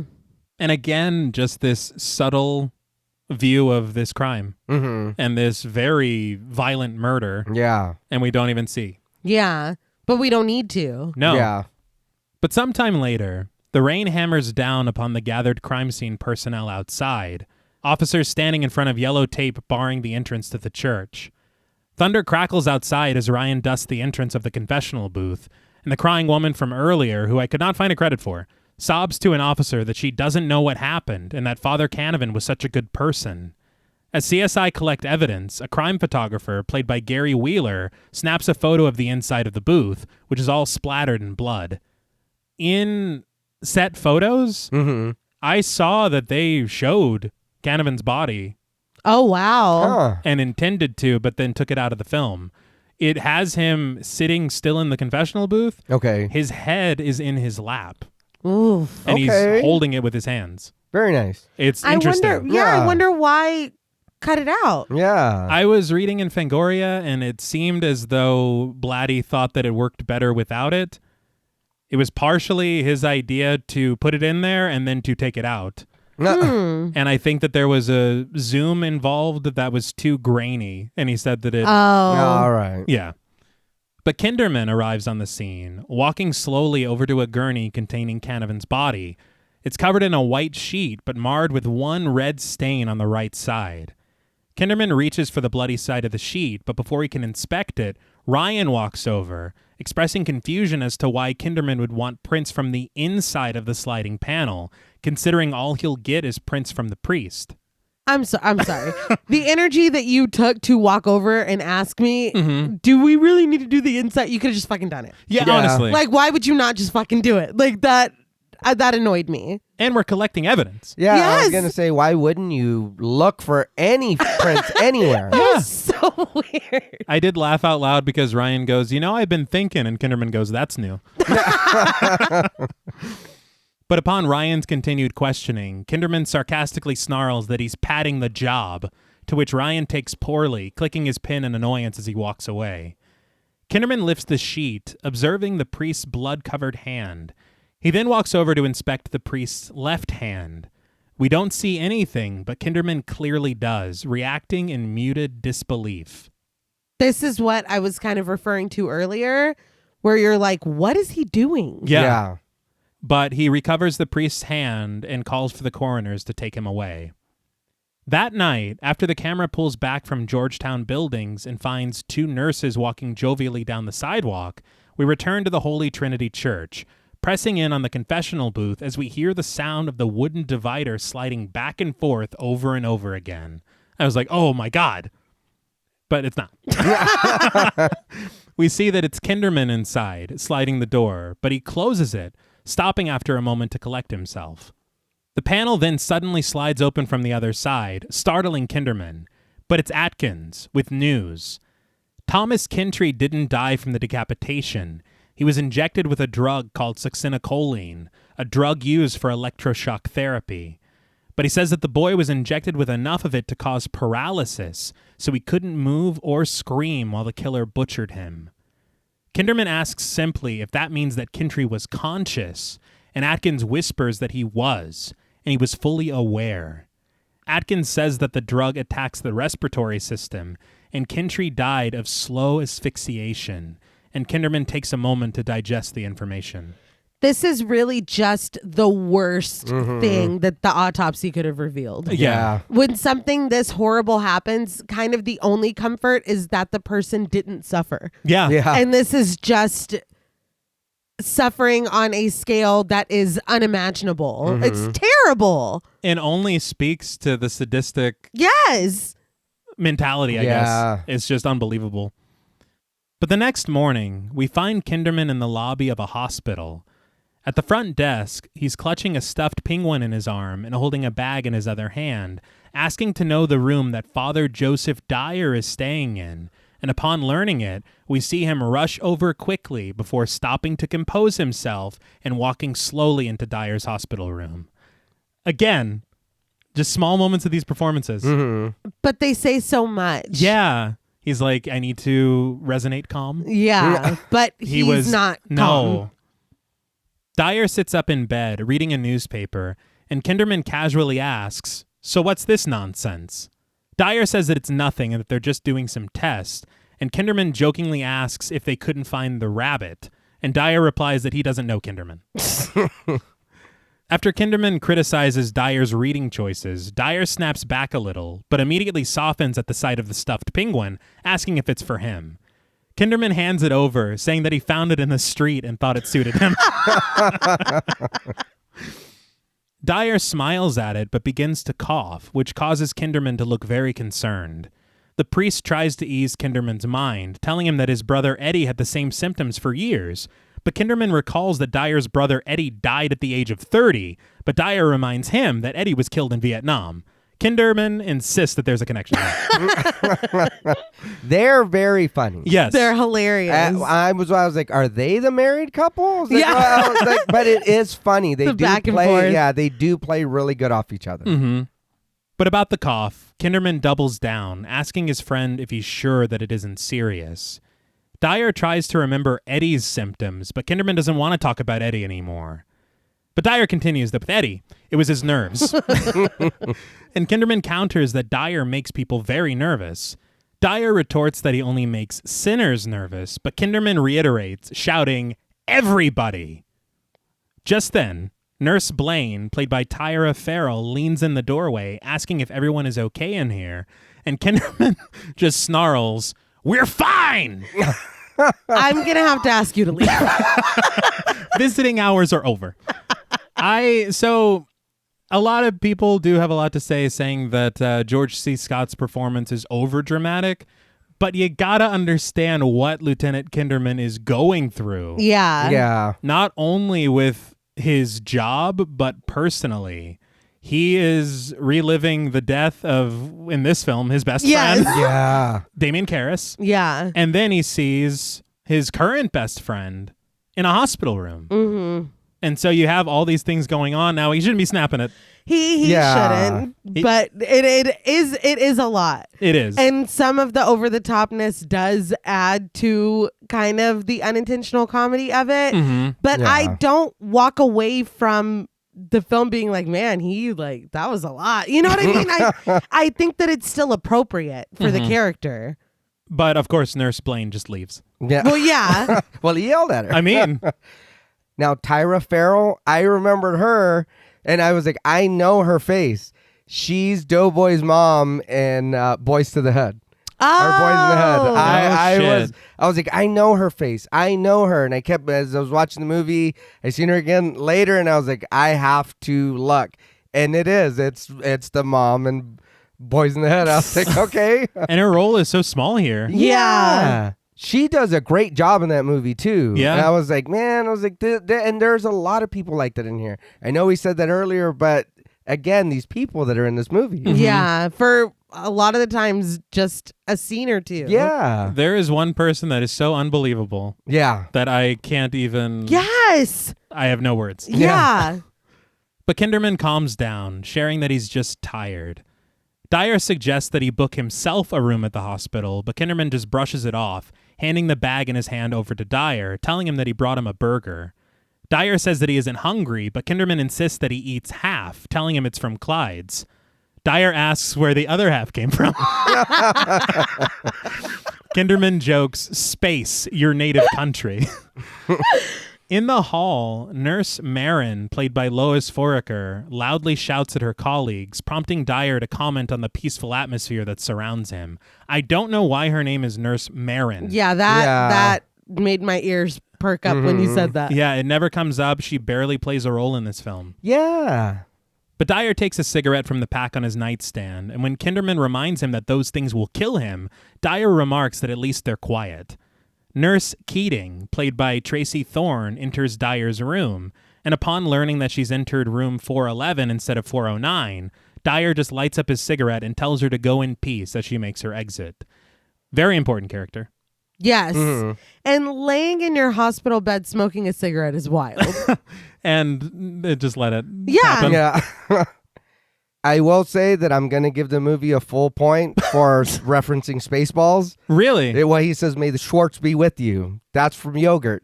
That's Mel Brooks. Okay. Oh. Yeah. I was Oh. like, dude, fuck yeah. I was like, all right, now I'm still enjoying this. I was like, I'm great. I didn't even catch it, and so I just didn't even put it in my script. Yeah. I watched the shit out of that movie. Oh. Yeah. As Dyer returns to reading Women's Wear daily, Kinderman suggests that he should be reading the Gospels or something, but Dyer says that the Gospels don't give you all the fashions. But he asks Kinderman to pick him up something serious to read, like The Star or the National Enquirer. But Kinderman just excuses himself, lamenting the fact that Dyer isn't currently at one of the Jesuit missions in India instead of here. Dyer asks if it's something he said, and Kinderman just snarks, "Mother India is calling you, Father," before leaving. Over the intercom, we hear a page for Dr. Kincaid as Kinderman makes his way to the elevator. His frame obscures a statue of Jesus Christ, and as he steps onto the elevator, the camera presses in to reveal that the head of the statue is missing. Well, that's alarming. Yeah. And I feel like Kinderman would have noticed that. You would hope. I mean, maybe he is distracted because he is there to see his friend. But like what the case that he's working on and what was found, I feel like I'd be like, well, that's missing a head. Yeah. You know? Lock it down. Yeah. Yeah. I will say, and this is just a small example with this zoom, I really love the camera work in this film. Yeah. Sometimes it's slow glides, sometimes it's long takes, and just the movement of the camera. The cinematographer was Jerry Fisher, and he, of course, also shot The Ninth Configuration. Of course. I feel like I just got to see this movie. Yeah. Right? But later, in the very white room of the crime lab at the police station, Kinderman meets with Stedman, who shares that Father Canavan's vocal cords were paralyzed, and that the killer once again made use of the same drug that was used on Thomas Kentry. Stedman also adds that the killer knew exactly how much to use, too. A fraction too little of the drug and it has no effect. A fraction too much and it causes instant death. Okay, so that all that tells me is premeditation. Yeah. That this victim has been picked ahead of time. If the measure or the measurement has to be that precise. Yeah. This is not a one size fits all, chloroform over the mouth situation. Yeah, that's what I was thinking too. Was how much to give them, so you do not even maybe not know them personally, but like you said, you are staking them out. You are watching them. It just makes it so much scarier because it's like you planned this and had time to not do it, and you still did it. Yeah, There's a purpose. Yeah. And also, I mean, it kind of made me think of with Kinderman's next line, taking it to mean the killer has medical expertise, it makes me think of what they said about Jack the Ripper. Yeah. Okay. There were a couple things in this that made me think of Jack the Ripper. Yeah. Yeah. And one's coming up. Yeah. But Kinderman asks Ryan if they found a hypodermic needle at the crime scene, and after learning that they didn't, he inquires about the fingerprints. Ryan says that most of the prints on the inside panel were the priest's, but they've got something else. On the confessional slider itself that was taken as evidence, Ryan shows Kinderman what he's talking about. Sliding the divider open, Ryan says that no one touched this side of the panel but the priest. Kinderman interrupts him, saying that the killer must have, and he demonstrates, reaching through the penitent's side of the panel to close it partially, then sliding it shut completely on his side. Assuming that the killer did this and prints were collected, Kinderman posits that the killer's prints were found on the inside panel, and they must have matched the prints found at Kintry's murder scene too. This is why you don't half-ass a print job. No. Yeah. Because Ryan silently shakes his head. This prompts bewilderment from Kinderman, and he asks, 2 different people committed these murders? That's concerning. Yeah. Extremely. There's 2 crazy fuckers now out there. Well, and it's the same MO. Yeah. Like that's horrifying. This is Ghostface, right? I think so, yeah. He always has a partner. Yeah, there's always 2 or 3 of them. But at the Kinderman residence, from the outside at night, we see a light on in an upstairs window. We hear Kinderman ask Mary where Julie is, considering that it's very late, and Mary says that she's still at dance class and that it's only 10 o'clock. 10 is late for a Yeah. class. I would think so. Yeah. I mean, I know that there's night classes and stuff, but I would also be like, where the hell is she? Yeah. Kinderman just repeats that it's very late, and we see the light in the window go out. This was, I think, a callback to The Exorcist. Okay. Oh. All right. But inside, a clock ticks incessantly in the darkness of their living room. The camera then presses in on Kinderman, fast asleep in bed next to his wife. The lullaby of a snow globe on Kinderman's nightstand plays as a ballerina spins inside of it. But suddenly, we're taken into the blackness of Kinderman's dream. The snow globe falls into the abyss of nothingness, possibly a nod to Citizen Kane, or the episode of The Simpsons that wasn't out yet, but parodied Citizen Kane. A pearl rosary sways rhythmically before tumbling into the darkness as well, and we then peer up at a large set of doors as they slowly open, revealing the towering and ornate ceiling of a cathedral, light beaming through a series of windows with blinding brightness. A voice calls out on an intercom, "Your attention, please. The 1218 to Elksburg now departing from track 11. All passengers boarding, proceed to the gate." The announcements continue as we're shown a departure board with wild times and destinations, like the 903 to Elsewhere and the 409 to Earth. Okay. I love it. Yeah. Love it so much. Angels stand at the front desk of the station, which appears very similar to the front desk of the hospital. Down an endless corridor are a series of beds occupied by people, with other angels tending to them. We see a group of elderly women dressed vibrantly, playing lively music on piano and violin, cutting to a Jesuit priest encased in glass. A pilot sits on the edge of his bed, cradling a book and looking despondent, and we get the tight shot of a syringe squirting liquid. Father Canavan sits on a bed with his head sewn back on, and an angel holds his hand as he stares off blankly. The cacophonous sound of chatter overtakes the serene music played by the elderly women, and Kinderman begins his walk through the room, surveying the area as he passes the sea of people. Through the crowd, he sees an angel with a clipboard, played by Fabio. Yeah. And Fabio, again, is the best model/actor and not the other way around. All right. We also see a woman played by Jodie Long attempting to broadcast through a microphone over a radio. But sitting right next to her is a blind man with his voice dubbed for some reason. Yeah. Played by Samuel L. Jackson. I didn't recognize him. It passes so quickly. Yeah. It's so fast. I caught him immediately, but was disappointed that it's clearly not his voice. Yeah. Yeah, I wonder why. I don't understand. My thing is that I know that he was acting frequently. He was in stuff in the 80s, Yeah. 70s, I believe. 4 years later is Pulp Fiction. Yeah. Maybe it was because he was like, "Where's my angel, motherfucker?" And they're like, and I was they're like, "No, no, no, yeah. That's that. just not going to work. right, bitch. Where is it?" It's like, okay, No, okay, no, no, right. no. Just add his voice. Still very excited to see him. Oh, yeah. Always. But he simply remarks, "The living are death," and Kinderman continues walking by. An eerie sound is heard in the score as Thomas Kintrey, in his Police Boys Club t-shirt and with his head sewn back on, his eyes a pale shade of blue, calls out to Kinderman. So sad. Yeah. Very. I was just, whenever we saw Father Canavan and then this, it's like, oh, this is not a dream. Yeah. Well, I'm like, yeah, I feel like you should be talking to someone, Kinderman, because this is a lot. Yeah. And if you dreamt the thing at the start, Yeah.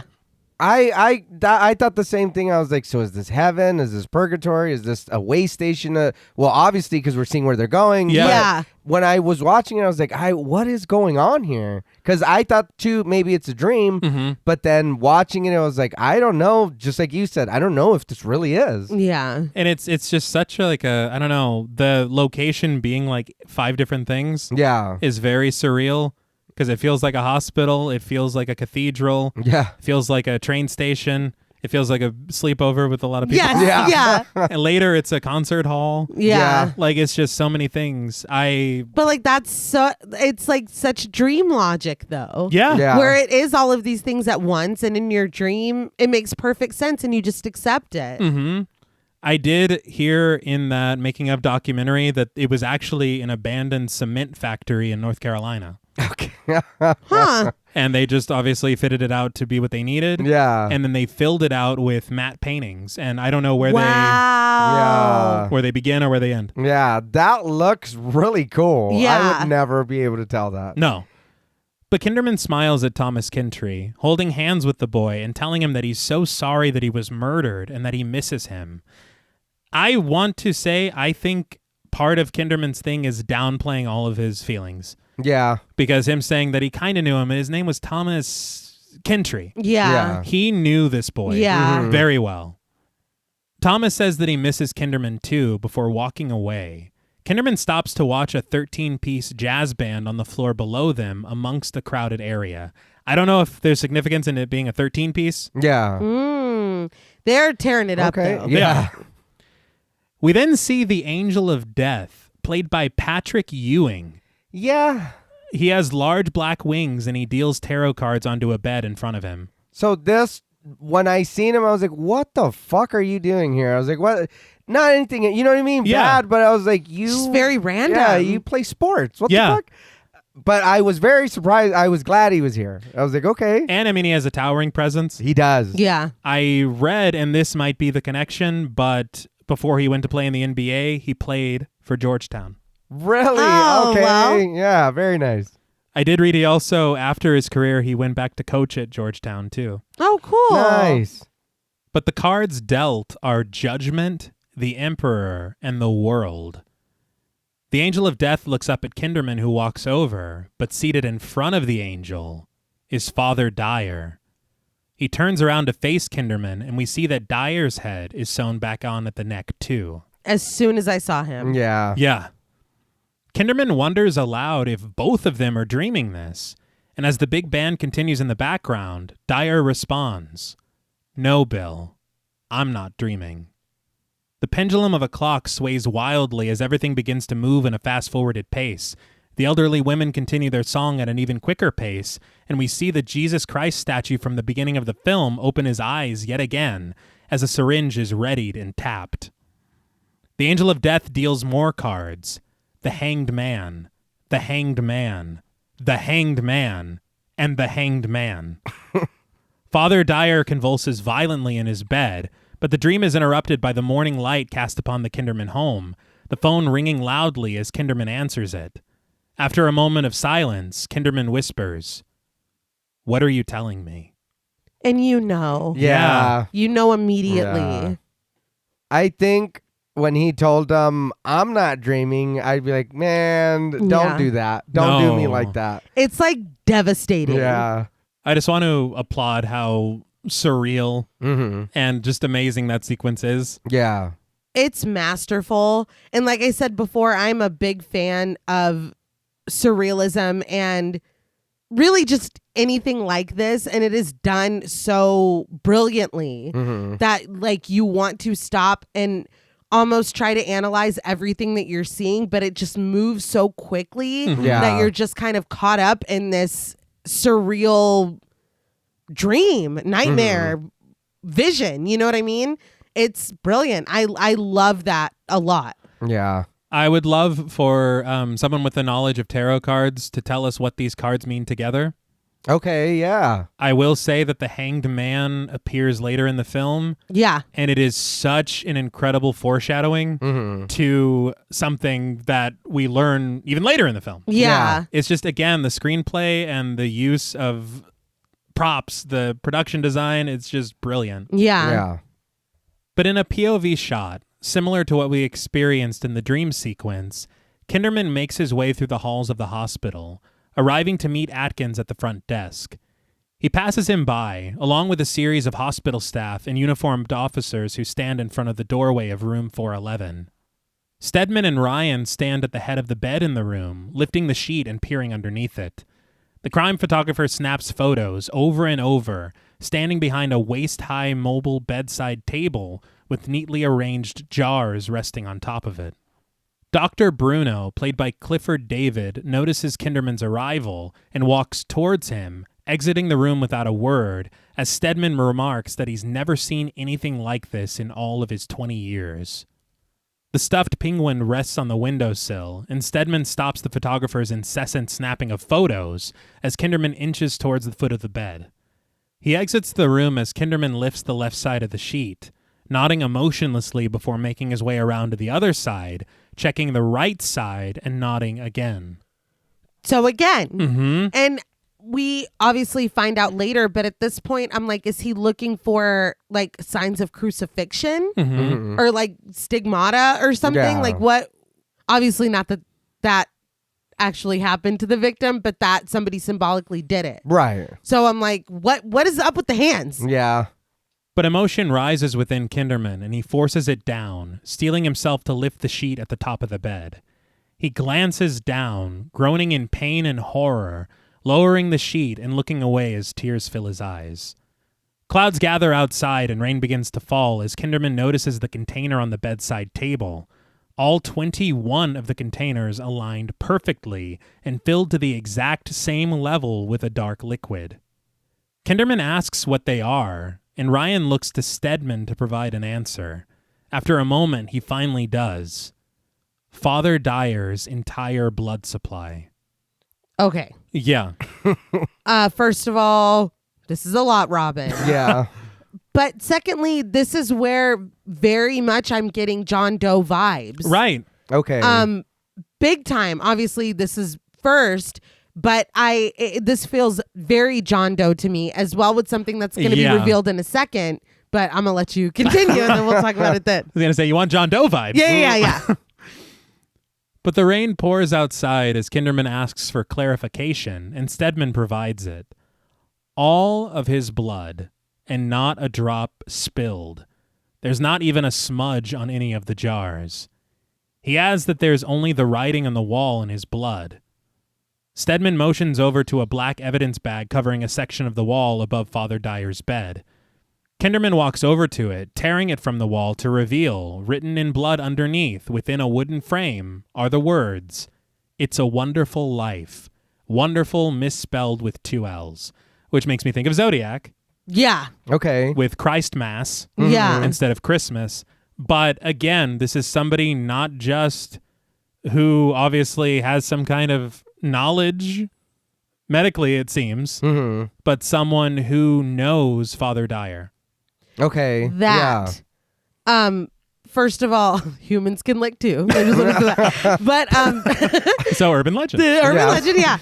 But no, that's what really stuck out to me, because like I had said earlier about the premeditation of knowing exactly how much of the paralyzing agent to use, depending on the victim's weight. Now you have this inside knowledge of this film that they just went to go see. Well, like yesterday, the day before. It feels very patient. It feels very calculated, and the draining of the blood and how even and perfect. Like, this is not an impulsive person. It is just very calculated and very fucking scary. I think what makes it so scary to me, I mean, it's just in small things. Like, of course, the blood on the wall is scary with the message written. Right. But there's something about that accuracy. The fact that all of the containers are filled to the exact level. Yeah. The exact same. It just, it's You looking took your, at it. You took your time. Yeah. I think for me it had a little bit of the opposite effect because I, again, am still looking for supernatural. Right. For me, this looks like a person did it. I don't want that. I want demons and shit. And well, this is The Exorcist III. Yeah. But I do like this. When it gets shadowy, there's a cross on the wall and they show it for a second. And it looks like there's a goat head shadow next to it. And then the cross is above it. Oh. And that, for me, I was like, okay, this is still supernatural. But yeah, I don't know. I did enjoy this, but I was like, oh, and then you cleaned up after yourself. Okay. I was like, so this is a person. I think, I don't know why, but for me, the way the jars are feels supernatural to me. Because it's like, how the fuck do you drain a person of all their blood, not spill a drop, and not smudge the jars? Yeah, that's like terrifying. So it's like, how is this even? You want to tell? Well. But out in the hall, Kinderman sits, attempting to collect himself after the horrors he's witnessed, when Atkins and Police Sergeant, played by Walt McPherson, approach him. I just want to talk about this set very quickly, because this entire hospital is a set of connected hallways and lobbies and things. Like, they built it so massive that it's actually functional to walk through it all. Oh, wow. And they even extended some of the hallways with differing sizes of archways to make it appear longer than it actually is. Okay. They use a lot of forced perspective. I saw that the production designer was Leslie Dilley, and he's done a lot of really great work. Yeah. He was the art director for not only Star Wars 4 and 5, Okay. but Raiders of the Lost Ark Okay. and Alien. Oh, very Damn. nice. Yeah. So his work is just impeccable. And I wouldn't even guess that this was built. No. Like, honestly, Not at I would all. have thought this, if you would have said they used an older hospital or they asked to use one, I'd be like, okay. Yeah. There's some movements like we saw whenever he is walking through the hall and into room 411 to see outside. Yeah. Yeah. It just feels like, again, just a real hospital. But Kinderman gives the police sergeant an order to take a squad of men and make sure all the hospital doors are locked and to make a pattern search. He says no one in or out except for emergencies. And when the sergeant turns to walk away, Kinderman stops him again, repeating, no one. The sergeant takes his order and exits, leaving Atkins and Kinderman. Kinderman learns that the body was discovered at 6 a.m., and he asks who found him. We immediately cut to Kinderman interviewing Nurse Allerton, who sits in front of him in the lobby. She claims that she saw Father Dyer at 5 a.m. and he was alive. She answers Kinderman very slowly, almost methodically, as she explains that she came to give him medication and it only took her a minute to do it. I don't think she's going to help us. No, her whole demeanor is very weird. Yeah. And it changes completely from what we see later, too. Yeah. So I'm wondering as well, I mean, we saw her out in the street with a certain person, and I'm like, how, Yeah. starting to piece things together. Yeah. But she says that before she came to check on him again at 6 a.m., she was in the office writing up reports. So Kinderman posits that if someone had entered Dyer's room between that time, she might not have seen him. And Allerton says that that's possible, but she never saw anyone enter the room or leave it. Kinderman asks if she saw anyone in the hallway, and she oddly pouts for a moment before sharing that she saw someone named Mrs. Clelia, a patient in neurology. Kinderman asks if she saw Mrs. Clelia walking around, and she just answers, not exactly. It's like, you're driving me crazy. Yeah. Not only that, I don't know if it has anything to do with it, but that lady has a fly on her hat. Yes, it keeps buzzing around her the entire scene. So I was like, interesting. That made me like suspicious immediately. Yeah. But an irritated Kinderman snaps at her, but she explains that she found Mrs. Clelia there, unconscious on the floor in the hall, when she was on her way to give Father Dyer his medication. Kinderman immediately heads over to neurology. We pan across a scattering of patients there, seated, despondent. An elderly woman, played by Vivica Lindfors, sits staring out of a window. She will become very important later. Mm-hmm. Please remember her, and she's already important to us because she was Aunt Bedelia. Yes. In Creepshow. So she's easy to remember. Yeah. Yes. But one patient, old man in wheelchair, played by William Preston, wheels himself over to a nurse seated at her desk. He flashes her, and she looks incredibly disappointed. Dr. Temple, played by Scott Wilson, nervously holds a cigarette and stands next to Kinderman. Yeah. Love him. Yes. He looks so young in this. He does. Yeah. I paused it and I ran and told your sister. I was like, hey. Yeah. Again, with these character actors, like, Behind the Mask, Walking Dead. Yeah. He's just in too many things to even count. Yeah. And he's brilliant in every single one of them. Yes, and he was really nice. We met him at Comic-Con. Yeah. That's I have right. a picture with him. Temple explains that the patients here are harmless, but they also house some patients with very serious health problems here. They're then interrupted by an elderly woman with a very familiar voice and a very familiar face, and she walks over to Kinderman asking, "Are you my son?" Kinderman politely holds her hand, telling her that he'd be happy to believe so. It's a very sweet moment. It is. But she looks at him in frustrated realization, telling him, "You're not my son." And a very low, eerie tone pervades the soundtrack. And again, this kind of just goes past. Yeah. But this is the woman from the street. Yeah. Yeah. Yeah. And the church. Mm-hmm. I'm just saying. But after she walks away, Temple points out Mrs. Clelia, played by Mary Jackson, and Kinderman walks over to her to talk. As she hums to herself, Kinderman introduces himself and asks for her help. Before he can tell her what for, Mrs. Clelia asks if he's here to fix her radio, and when Kinderman doesn't seem to be, she responds in somewhat incoherent annoyance, telling him to go away because she doesn't talk to strangers. Kinderman takes on the guise of the radio repairman and asks what the problem is. She tells him that it has dead people talking in it. She holds out her hands, miming as if she's picked it up from her lap, and she asks Kinderman if he sees it. He lies that he does, to which Mrs. Clelia tells him that she knew he wasn't really the repairman because that was her telephone she was holding. Damn. Yeah. But she tells him that it's all right because a lot of people wouldn't know the difference. But she presses her palm to Kinderman's cheek, telling him that he has a very kind face. Kinderman smiles tearfully as Mrs. Clelia tells him, "You'll do well." She then looks away from him, continuing to hum her song from earlier. What does that mean? So this moment feels very sincere and sweet, but then at the same time, it feels threatening. Yeah. Yeah. I'll do well for what? Yeah. Yeah. I'll do well in general? What is that? Yeah. Like your line for? Yeah. Like, I'm impressing you? Yeah. But later in the hallway, Temple says that he caught Mrs. Clelia on a very talkative day, explaining that she's quasi-catatonic. But Kinderman stops walking, looking over at a closed and locked door, a nurse sitting just outside of it in a booth. Temple tells him that that's the disturbed ward and that everyone inside is down with the sickness. No, but That's what I thought. Yeah. Everyone inside is ooh wah. It's a clinical term. He does just tell him it's the disturbed ward.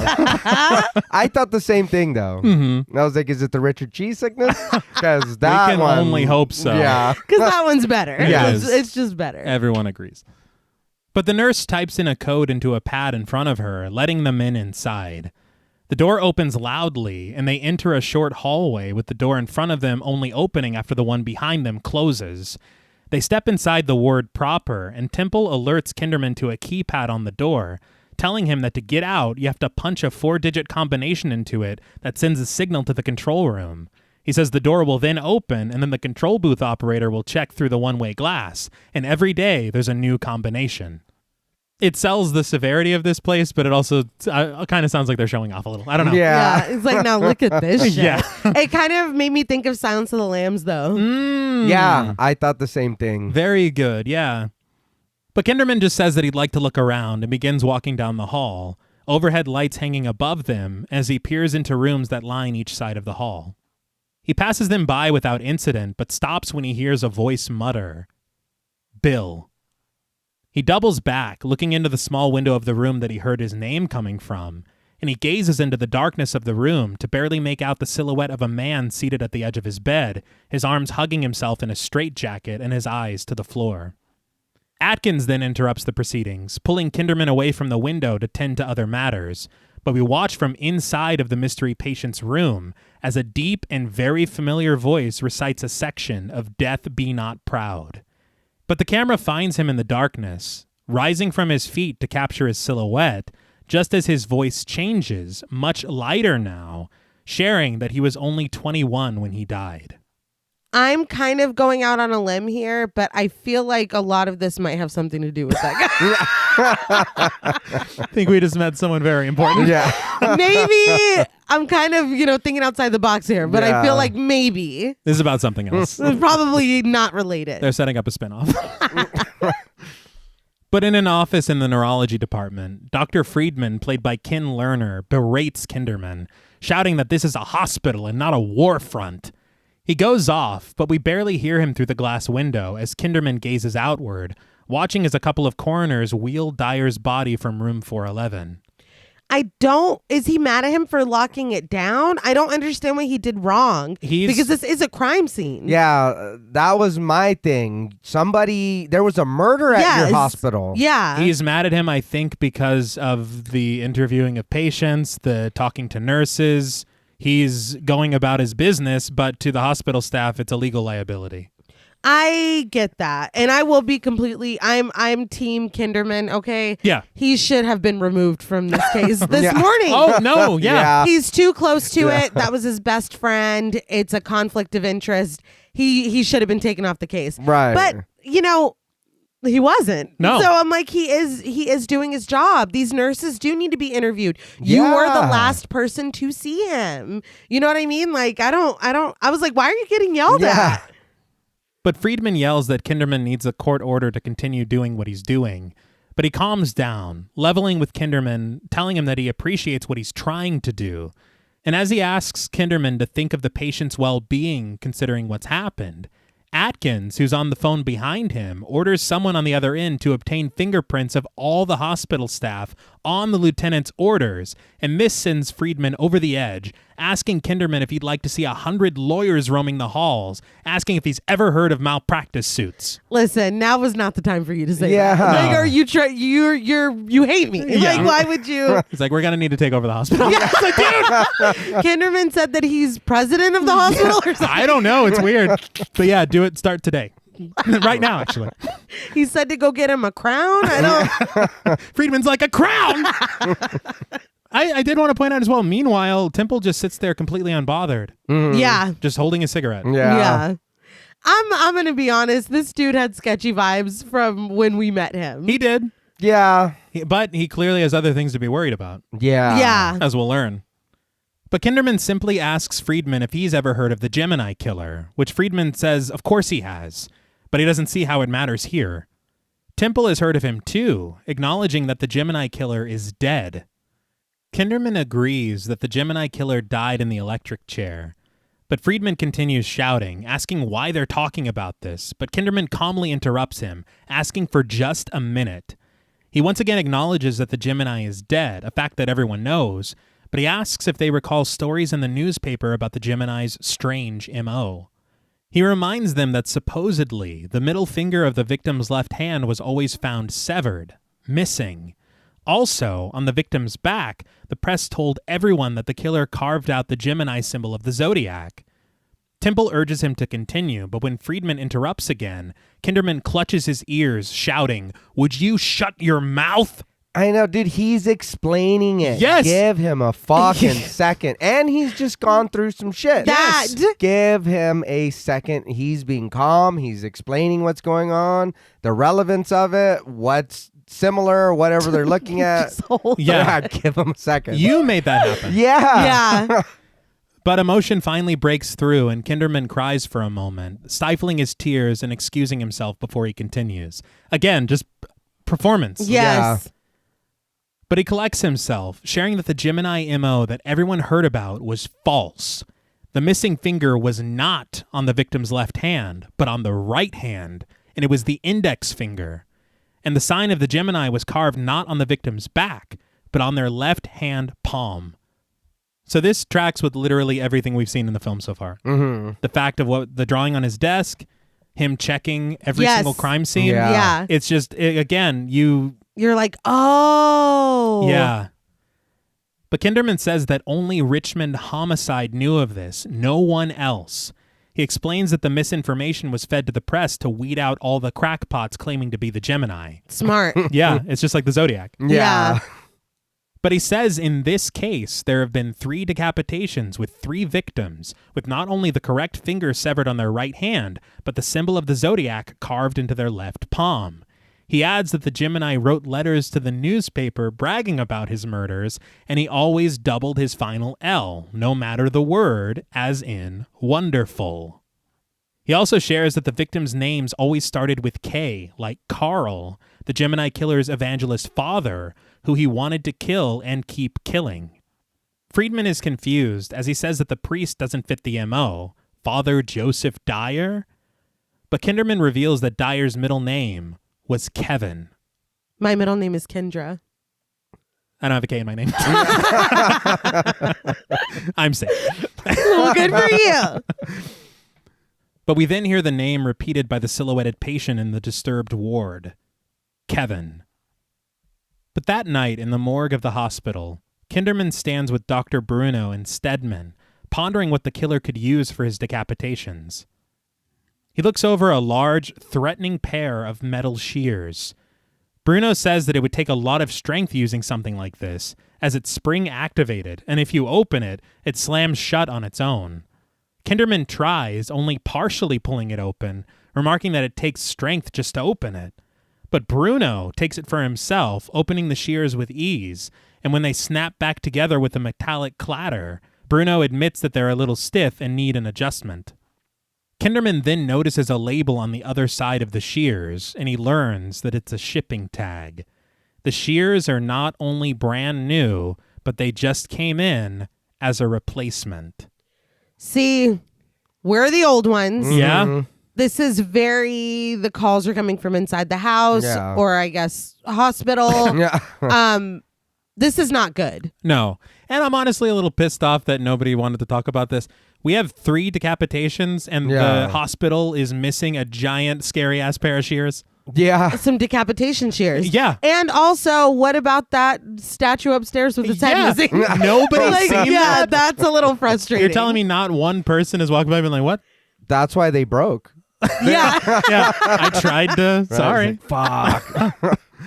I will say these shears they talked about on that documentary, they were designed specifically for this film. Thank God. Yeah. Yeah, that's we crazy. Don't need those floating around in real life. But what an iconic weapon, right? Yeah. Mm-hmm. But that night, Kinderman finds himself in the large wood-decorated office of the Georgetown University president. A grandfather clock ticks rhythmically in the background. Seated across from him at his desk, Kinderman says that there has to be a connection between the 3 victims, but admits that he's grasping in the dark. He asks him, aside from being priests, what could Father Canavan and Dyer have in common? The president has no idea, and Kinderman simply sighs, "Dear God." Just then, the grandfather clock in the corner of the room stops ticking, gaining the attention of both men. Is Charles Manson in here? Don't even get me started, dude. That bullshit. I know. No, but this right here is framed so well because the clock is literally at the center of the shot between the both of them. Yeah. And the ticking is just like rhythmically in the background, and you don't even pay attention to the clock until it stops. Yeah. Like it's just really brilliantly done. Yeah. I wanted to talk about another clock stopping, and it was when Father Marin was in Iraq. Yeah. Yeah. And to me, this is a sign that we're dealing with the same demon. Okay. Okay, yeah. Yeah. Charles Manson. Sure. If that helps you. But the president reluctantly provides another connection, claiming that it could be that exorcism. The exorcism of Reagan McNeil over on Prospect Street. The one that Damian Karras did. The one that killed him. To me, it is... And I was going to say, to me, it's very funny. I'm not talking about what he just said. You're like, what? It's hilarious. No. I think what's very funny to me is that Exorcist II, Marin was the only one that was there. Exorcist III, Karras was the only one that was there. Yeah. It's like we're telling, you know, Yeah. it's very strange to me. I did notice that, and what this whole little thing what happens here kind of confused me. Uh-huh. I was like, all right. It goes Yeah. And there's one part that I was like, what the fuck is Yeah. too scary, Carl. exactly? But Kinderman watches as a door on the other side of the room opens on its own. Latin whispers are overheard in the area, and a single sheet of paper rises on its own inside of a basket. Kinderman walks over to the room, discovering that it's an office, and it's empty.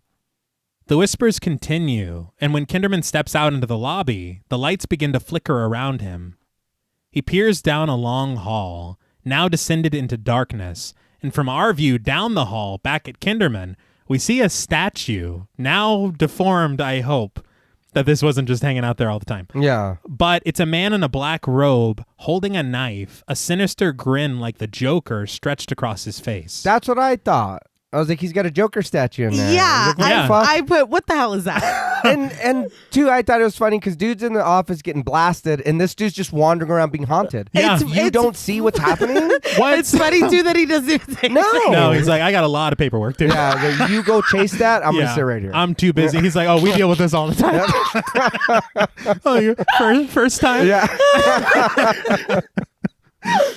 I will say I saw on that documentary that William Peter Blatty specifically told the art direction team, I guess you could call it, to make this statue look like the Joker. Huh. So it was specifically done. Okay. I mean, mission why? accomplished. It does. does. It Yeah. Kinderman approaches the railing of a stairwell as the whispers continue. But after a moment, he's immediately startled by Alice, the president's secretary, played by Jan Neuberger, who has arrived to drop off a speech for the president before leaving for the night. She scares the shit out of him. She does. Was she going to Toontown to kill Roger Rabbit? What was I don't that know. up? She's like, so long. Yeah, I was like, what the fuck? Because she turns around, Yeah. cape flies, and she takes off. I was like, what the fuck was that? It's like, I'm late for the Dick Tracy Comic-Con or whatever. I don't know. Looking for Carmen Sandiego, I guess. I don't know what the fuck. Where in the world? Yeah. I do want to say this sequence oddly reminds me of another sequence from The Exorcism of Emily Rose. Ah. Do you remember whenever he comes out and he's like looking through the thing with the stairwell and all that? Yeah. It just put me in the mind of it. Okay. It's probably nothing. All right. But I just thought I'd talk about it. But she gives the speech to Kinderman to give to the president, offering them both a good night before wondering aloud what's going on with the lights in the building. She jovially rushes down the stairs, leaving a bewildered Kinderman standing there alone, the lights suddenly returning all around him. He might have been just confused by her outfit. Yeah. I mean, we all were. He's like, and that stuff was weird too with the lights and the breathing and the Latin. But he re-enters the president's office, dropping the speech on his desk. The president asks if Kinderman needs a drink because he does. And as he pours himself one, Kinderman sits on the edge of the office desk, asking the priest if he believes in possession. The president asks who cares, claiming that he has enough to do as it is. All right. Told you the paperwork. But he suggests that Kinderman talk to Father Morning, their priest over at the hospital chapel.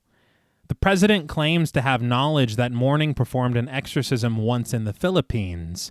The story apparently that Morning's hair turned white overnight from it, but the president doesn't really care about it much, admitting that he only mentioned exorcism as some possible connection between Canavan and Dyer. He reminds Kinderman that Dyer and Karras were very close and that Father Dyer was also a friend of the McNeils. Furthering the connection, the president shares that Canavan had his job back then in 75 in this film. But Canavan was the one who gave Karras the permission to investigate the case. But Kinderman still can't connect the murder of Thomas Kintrey to the two priests, so the president does it for him. When Father Karras was gathering evidence of demonic possession in the case of Reagan McNeil, he brought a tape to them to analyze, potential evidence of Reagan speaking in a language that she had no possible way of knowing. But what they discovered was that Reagan was speaking in English, only backwards, and the expert who figured it out, Kinderman finishes his sentence, was Thomas Kintrey's mother. This isn't true. But it works very well for the film. It does. I still feel like it's so tangential. It seems like we're fucking with people who had a real hand in Reagan. Yes. And then also. Yes. Yeah. It feels like one of these things is not quite like the other. Uh-huh. Yeah. And that does kind of hurt it for me because it's like, okay, now you're just being petty. Like, Yeah. this really didn't fully pertain. Yeah. It's like if we killed the cinematographer of the film that her mother was in. Exactly. Yeah. Yeah. It's like, Okay. you did what? Yeah, this just felt a little, I get it and I understand, but it just felt a little muddy. It was just a lot of strings. Yeah. I was like, no, we got to do this and that. And then with the cousin of the garbage man, I seen him one time, but he used to date my cousin. And it's like, dude. It's like, you're doing too much. I don't care. We need a straight line. Yeah. I feel like the only thing that you can say really is that this is one of the portions of evidence that led to the exorcism of Reagan McNeil and the house that Jack built. Yes. But so it works kind of, but it really is on the outside. Okay, Yeah. But somewhere on the Georgetown campus the next morning, a bird chirps loudly, hopping around a box of shredded newspaper on a windowsill. We're taken to the bedroom of Father Morning, played by Nicol Williamson. Is that the Malfoy dad? Is Yes. it? No. His hair, the though. hair. Oh, I was like, no shit. No, he's got the Henry Bowers dye job, though. He does. Well, Yeah. he said his... Yeah, he let his hair Yeah. turn white. And then he's like, is that true? I don't fucking know. Yeah. I don't give a fuck. You're still here? No, but I know him because he's Cagliostro from Spawn. No So shit. I was like, okay. I was like, I know that dude. All right. The hair was throwing me off, but I was like, I know that face. If I'm not mistaken, he was also in the Ninth Configuration. Of course he was. And I forgot to mention, but I think Scott Wilson was in the Ninth Configuration. Oh, wow. But Morning sits at his desk, but suddenly turns his attention to his window when the bird's chirping suddenly stops. He walks over, passing a framed quote on the wall, which reads, "What we give to the poor is what we take with us when we die." And he inspects the box of newspaper, discovering the bird laying dead inside. I mentioned the quote because we zoom in on it. Yeah. I'm sure it means something. Maybe. I mean, it means something, but Yeah. I'm just trying the context here Right. for him. Yes. Father Morning. Father Morning. Yeah. Or the bird. Or the bird the bird is is gone. dead. Yeah. Yeah. So whatever he gave the poor is what he's taking. That's what he took with him. But Morning holds the bird in his hands when suddenly his crucifix on the opposite wall falls to the ground. Morning walks over slowly to pick it up, and we see that Christ on the cross is crying tears of blood. When Morning retrieves the crucifix from the floor, he notices the blood, but before he can react to it, a dark cloud overtakes the sunlight of the morning, and a foul wind rushes into the priest's bedroom, violently turning the pages of his Bible, and Morning knows that he's in the presence of evil. I will say and explain later. Mm-hmm. This is where the reshoots and revisions begin. Okay. Yeah. Because it's you like... can tell. Yeah, it doesn't feel a part of... I understand we saw the church exploding and everything at the beginning. Yeah. But I feel like the way that was done was shot so much better and Yeah. more interesting. Well, and Yeah. also, I know that we, I guess, talked about him in the last scene, but I'm also just like, who the fuck is this? Yeah, like, dude. Yeah, I'm really. not trying to be shitty, but I don't care about that. Like, I don't know you. Yeah. Yeah. You feel the speed of the introduction of this character. Yeah. Yes. And I feel like it just doesn't, and it begins the section of the film that doesn't marry well with the rest of it. Yeah. But I was just taken aback at how this feels like it's from a different film. It does. It does. I just feel like we've already established the story and the characters. And so to add someone seemingly with such importance so late and then to not spend any time developing who the fuck he is, it just feels off. It feels a little weird. It does feel tacked on, which I'm guessing that it was. Mm-hmm. I'm sure the Jesus eyes was what connected it. They're like, look, see, he opened his eyes too. Same thing. Yeah. It's the exact same Yeah. thing. Like, come on, you wrote this in a weekend. Yeah. I was just thinking as like the introduction of Father Merrin and how in the original film we don't see him for quite a while after. Yeah. I wonder why. And I mean, I don't know. The beginning of the film is so perfect to me with Father Dyer, but maybe there could have been something with Father Morning since they're on the same campus. Yeah. But again, then you need to bring back Ed Flanders. You need to, so there's a lot of things to consider. Yeah. And Father Morning, that's a great name. That's pretty good. Yeah, it That's is. good.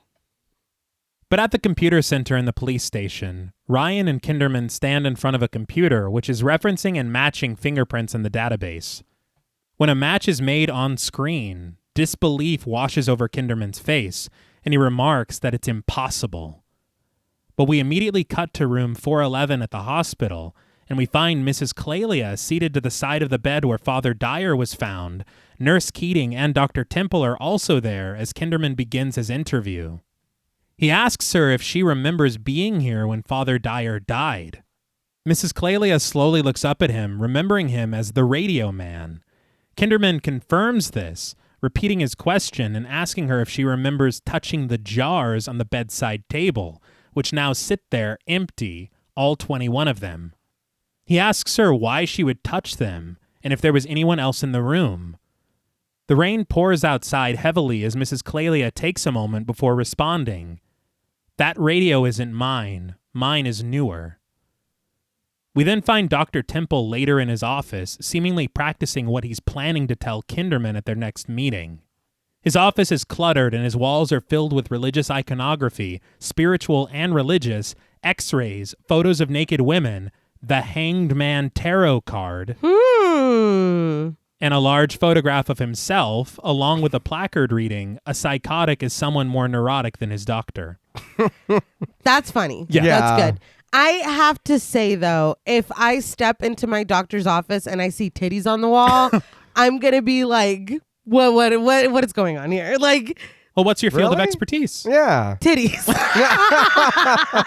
Then that's Then not it's like, weird. oh, I get it. Yeah. Why aren't there more titties on the wall? That's what threw you off. I think for me, everything else around the titties threw me off.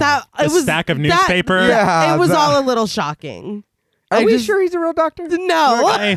He's very nervous. I feel like he shouldn't be here. Yeah. He's extremely nervous. But he stumbles over words and corrects himself. He says that the man in the isolation tank that Kinderman looked in on, they brought him here 15 years ago. They found him wandering the C&O Canal. No. Down around Key Bridge. Total amnesia. He repeats himself, going over written notes, perfecting his revelation, but when his office door opens, he hides his notes behind his back. Why are you running lines in here? Yeah. Yeah. What the fuck is going on? There is something clearly wrong. Yes. Kinderman walks in, asking if Temple had something to tell him. Temple asks Kinderman to have a seat, and they sit across from each other at the desk. Kinderman notices the clutter of newspapers lining every surface of Temple's office and remarks, "Paper drive?" Temple explains that he just hasn't gotten around to reading them, but Kinderman eyes Temple suspiciously as he takes about 15 minutes to light his next cigarette. Yeah. I'm like, are you okay, dude? Like, what is wrong? Yeah. But he puts out the spent cigarette in the ashtray, and Temple then launches into his prepared remarks. That man, who Kinderman saw in the isolation tank, the one he looked in on, the police brought him here 15 years ago. They picked him up wandering the C&O Canal down around Key Bridge. Total amnesia. No ID. They brought him to the hospital and his condition got worse. He ended up catatonic, completely withdrawn. But recently, Temple loses his place in his story, and he glances into an open drawer at his desk where his notes are, because he's not off book. No, he said line. Mhm. But he continues that about 6 weeks ago, the patient slowly started to come out of this state, and every day he got a little better. But then, all of a sudden, he got violent. Temple shares that they've been giving this patient electroshock therapy, and as of 2 weeks ago, he's been in isolation. But he says the thing is that this patient says that he's the Gemini killer. Firstly, electroshock therapy. Mhm. It is connected to that drug. Yes. So we're starting to get even more threads. Yeah. But we cut immediately to Kinderman standing in the isolation tank, reacting in shock and horror as he backs away from the patient. This cut was so abrupt Yeah. that I rewound it because I thought that I had missed something. Yeah, and I feel like that happens a few times in this film. Yeah. Yeah, I thought the same thing. I was like, so is it the origami killer or not? I was like, what are we doing? Because you're walking out, but I don't know what's in there. The origami killer. Yeah. Oh, God. There was no consistency, dude. So you're clearly not. I don't think it's you. I don't think that's right. I will say something with the editing. I feel like part of it might, again, be a bit of meddling. Okay. Because I know that the editor talked about it on that featurette where he had said that he had given his edit, and obviously that is not the version we're watching. Right. All right. So, Because this was jarring. yeah. Yeah. But Temple stands with Kinderman in the hall as the door closes, and Kinderman collects himself, asking for the file on this patient. He shouts for him to get it now. With the file, Kinderman interviews Nurse Allerton in the office of the neurology ward to learn more about this patient's arrival to the hospital. Allerton has trouble remembering, as it was 15 years ago, but Kinderman asks her plainly, when he arrived, was he dressed like a priest? He asks if there were any signs of injuries or blood or lacerations. Allerton says that it would all be in the file, but Kinderman, fed up, shouts that it is not in the file. It's not. He's fighting for his life. Yeah. And she's being like very casual. I would be is. fucking annoyed too. I will say after this outburst, the interview's over. That's it. Yeah. No, you blew it. And again, why is he still on the case? That's, Yeah. But we then find Kinderman and Atkins walking together in the lobby of the hospital. Kinderman giving orders for there to be 2 men on every ward, rotating, and on the disturbed ward, 1 man on the entry door and 1 man on the outside. He also tasks Atkins with asking the Jesuits at Georgetown for the dental records of Father Damien Karras and to find out if he ever had a saliva test as well. He says it'll help them get a positive identification. Atkins asks him for what? But Kinderman stops walking, stumbling and gaining his balance against the wall. Atkins checks on him, and Kinderman just gathers himself and catches his breath. He says that Father Karras was a Jesuit psychiatrist at Georgetown University. He was a saint. He was his best friend, and he loved him. He continues that 15 years ago, he jumped or was pushed to his death down that long flight of steps. He speaks certainly, telling Atkins that he saw it. He watched Damien Karras die, but he thinks that the man in cell 11 is Damien Karras. Does anyone else think that this would have served better right after that jarring cut of him stumbling out of the cell? Even if we go to the hallway, the interview with the nurse in between, I feel like kind of breaks up because he's so shocked by something. We don't know what he's shocked about. Yeah. And then here he's like so overcome that he looks like he's going to pass out. Like, I just feel like it would make more sense. Okay. Because he's like, well, was he wearing a priest outfit? Like, he's very composed until he fucking gets pissed off. Yeah. But I just think that it would make more sense to kind of connect these 2 moments of like, I can't even fucking believe I'm saying this, but this is what I think. Like, even just move him talking to the nurse after this. Honestly, yeah, I think you're right. It would work better. Right? Yeah, because it does kind of break the tension of what we just saw. Yeah. Have him immediately being like, we need this and this and this, and then he stumbles. Yeah. You're right. And I feel like that's part of what makes it so jarring too, because it's like, oh, and he's fine again. Oh, now he's going to pass out. Like, it just, the editing it feels weird. I would agree. But Kinderman re-enters the disturbed ward, Nurse Allerton opening the door to cell 11. He walks in, and peering through the shadows in his straitjacket is Patient X, played by Jason Miller. As low growls are heard all around them, Patient X leans forward, muttering, "It's a wonderful life." I was so surprised to see him. Yeah. Yeah, I was like, hey, it's Demi. Yeah. Yes. And I mean, because the photograph earlier, you're like, well, maybe that's it. Yeah. You know? And I will explain later the casting because it's very interesting, but it only makes sense in context of another person. Okay. But we get a tight shot of Patient X's eyes, the silence of the room broken by a dripping faucet. Kinderman sits across from Patient X, light beaming through two windows, casting their light on both men. Very reminiscent of that iconic shot from The Exorcist. Yeah. Another clue. We're dealing with the same shit. Yeah. But Kinderman asks the man who he is, and he responds, "I am no one. Many."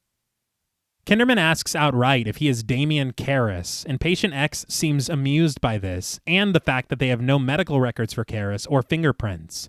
When pressed again, the patient proclaims that he is the Gemini killer, James Veneman.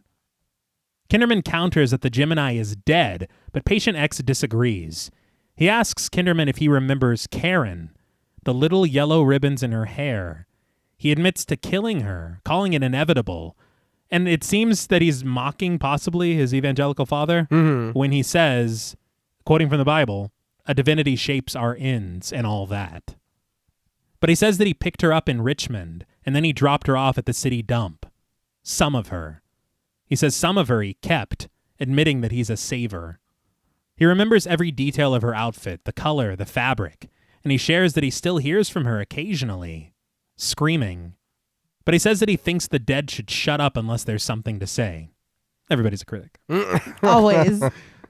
But he also admits to killing Thomas Kintry and both of the priests, their names beginning with K. But he claims they were out of the norm for him, as he usually kills at random for the fun of it. But these three were different. He reveals that he was obligated to settle a score on behalf of a friend on the other side. He says that there's suffering over there, and they can be so cruel. Kinderman asks who they are, and Patient X drops the subject, telling him that it's forbidden. Well, is it locusts? Oh, he's like, we were told not to talk about it. He's like, George, stop. But this is followed by a loud growling that Kinderman hears and reacts to fearfully, and Patient X is quite proud of his growling ability, attributing it to the fact that he's been taught by the master. And if you recall, there's a certain growl. Yeah. I mean, it continues. Kinderman asks who the master is, and Patient X replies, "The One." He remarks that there is only one. The faucet continues to drip incessantly, and Patient X inquires about this Damien that Kinderman is asking about. Kinderman assumes that he knows, but Patient X admits that he knows nothing, except that he must go on killing Daddy to shame him. He asks if they're calling these recent killings Gemini killings in the papers, and he pleads with Kinderman to get them to do that because it's very important. For you? Seemingly. Yes. Yeah. It's annoying. Just like the Zodiac. Everyone likes to get credit for what they do. But Kinderman reminds him once again that the Gemini killer is dead, but in a tight shot of Patient X's eyes before pulling back sharply, we reveal that he has transformed into the Gemini killer, played by Brad Dourif. Hey, it's Charles Lee Ray. Indeed. Yes. Yeah. And we get a nod later. Yeah. Yeah.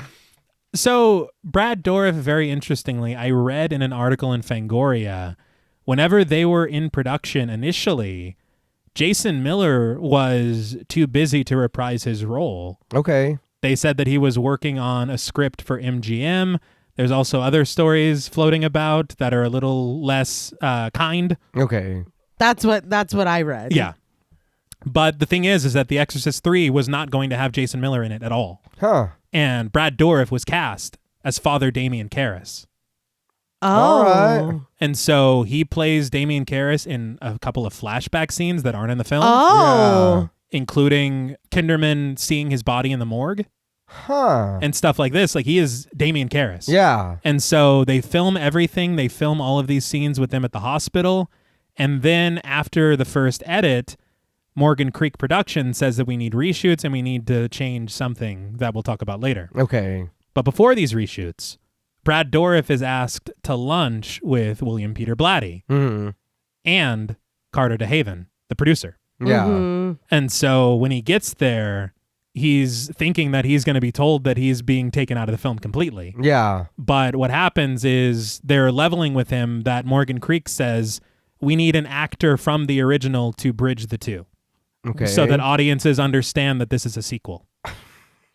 You have it in the name. It's in the name. You have characters from the film. Yeah, I feel like at that point, Uh-huh. it's like, okay, we're not making an Exorcist movie. Yeah. If I need to tell you that, or if I have to put this one character for you to understand, you should have, like you said, you should have already known. And the name should be enough.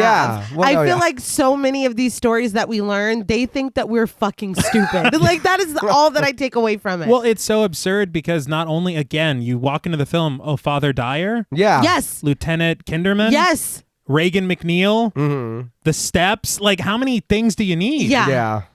The Exorcist III? He's the title of the fucking film. Yeah. But the thing is so he thinks that what's happening is, so You're Jason out. Miller Yeah. is this now. But William Peter Blatty found a way to allow both of them to perform this part. We have Jason Miller playing Damien Karras and Patient X, and we have Brad Dourif playing the Gemini Killer. Yeah. Yeah. And it works so well It really does. because it provides this distinction and it makes it even more interesting as it continues, and we're editing, we're cutting back and forth. And of course, the major reason is the fact that Brad Dourif kills it. Yes. Yeah. But I was just very surprised that this was what happened and this was the decision, because what happens after this is they've already filmed the film.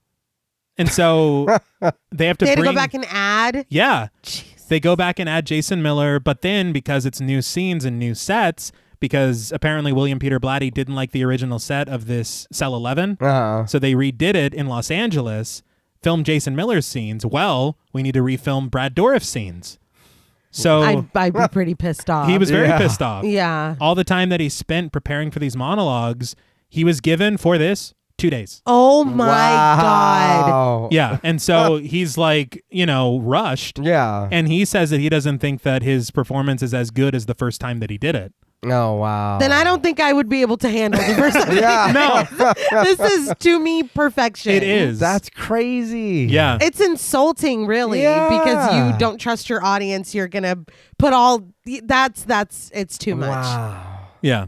And Brad Dourif tells a different story that is, again, we said a little less kind, Yeah. of Jason Miller being unable to perform this role. Yeah. And so he was brought in for that. But he also gave an interview in Fangoria in 93 where he didn't say that.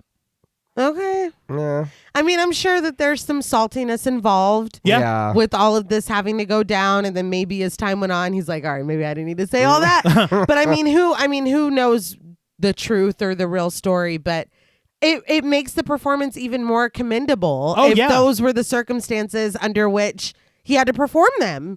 Because it's fantastic. It is the high point of the film for me. Yeah, when he's on the screen, I love that. There comes a point where you're like, this is one of the greatest monologues I've ever heard. Yeah. Just period. But the patient screams feverishly that he's not dead. He's alive. He goes on. He breathes. He lurches forward, imploring Kinderman to look at him and tell him what he sees. Kinderman answers very calmly that he sees a man who looks like Damien Karras. But Patient X leans back against the wall, muttering that if Kinderman looked at him through the eyes of faith, he would see him. Kinderman replies, "What the hell are you talking about?" A tear streaking down his cheek, Patient X laments Kinderman's blindness before leaning forward and repeating his imperative plea with a threat. "Tell the press that I am the Gemini, or I will punish you." Kinderman asks what he means by that, and Patient X answers his question oddly with another question. "Do you dance?" Kinderman is rightly confused, but suddenly, Patient X leans his head back and begins singing a hymn in the voice of a young choir boy. He's got pipes. Oh, he Yeah. does. It's like, why are you showing off? I don't know. Yeah. Like, I'm still confused. But he stops very abruptly, sharing that he likes plays, admitting Titus Andronicus is his favorite because it's sweet. Again, Shakespeare. Yeah. This spark lights the fire of another topic, Patient X asking Kinderman if he knows that he's talking to an artist. His face still wet from tears, Patient X leans back, smiling, regaling Kinderman with the special creative things that he sometimes does to his victims. He's very serious about this, confiding that it takes pride in your work and knowledge to do such a thing, and he shares an example. A decapitated head can continue to see for approximately 20 seconds. We press in on his sick smile as he shares that when he has one that's gawking, he always holds it up so that it can see its body. He laughs that it's a little extra that he throws in for no added charge. Well, how nice of you. Yeah, I'm gonna say it. This guy's a real jerk. Stone-faced, he admits that it makes him chuckle every time because life is fun. It's a wonderful life, in fact, for some. Patient X laments that it's a shame what happened to poor Father Dyer, reminding Kinderman that he killed him, you know. It's like, yeah. Cool, yeah. Thank you. He calls it an interesting problem, but he finally got it to work, and he takes Kinderman through his methodology. So again, problem. Yeah. Starting with a little succinylcholine to allow him to work without any distractions, then a 3-foot catheter threaded directly into the inferior vena cava, or the superior vena cava. He assumes that it's a matter of taste. All right. But he continues that the tube moves through the vein, under the crease of the arm, into the vein that leads directly into the heart, and then he just holds up the legs and squeezes until the blood manually flows into the tube from the arms and the legs. He says there's a little shaking and pounding at the end for the dregs, admitting it's not perfect, there's a little blood left, but regardless, he feels that the overall effect is astonishing, and that's what really counts in the end. He calls it good showbiz, and then the effect, a complete decapitation without spilling a single drop of blood. He applauds his own showmanship, but laments that no one notices, calling it pearls before swine. But before he can finish, Kinderman has risen to his feet and punched Patient X in the face. I mean, he did have it coming. Oh, Yeah. He did. Blood pours from his nostril and over his teeth, his face still streaked with tears, and he acknowledges a few boos from the gallery. But he's fine with it, and he understands it.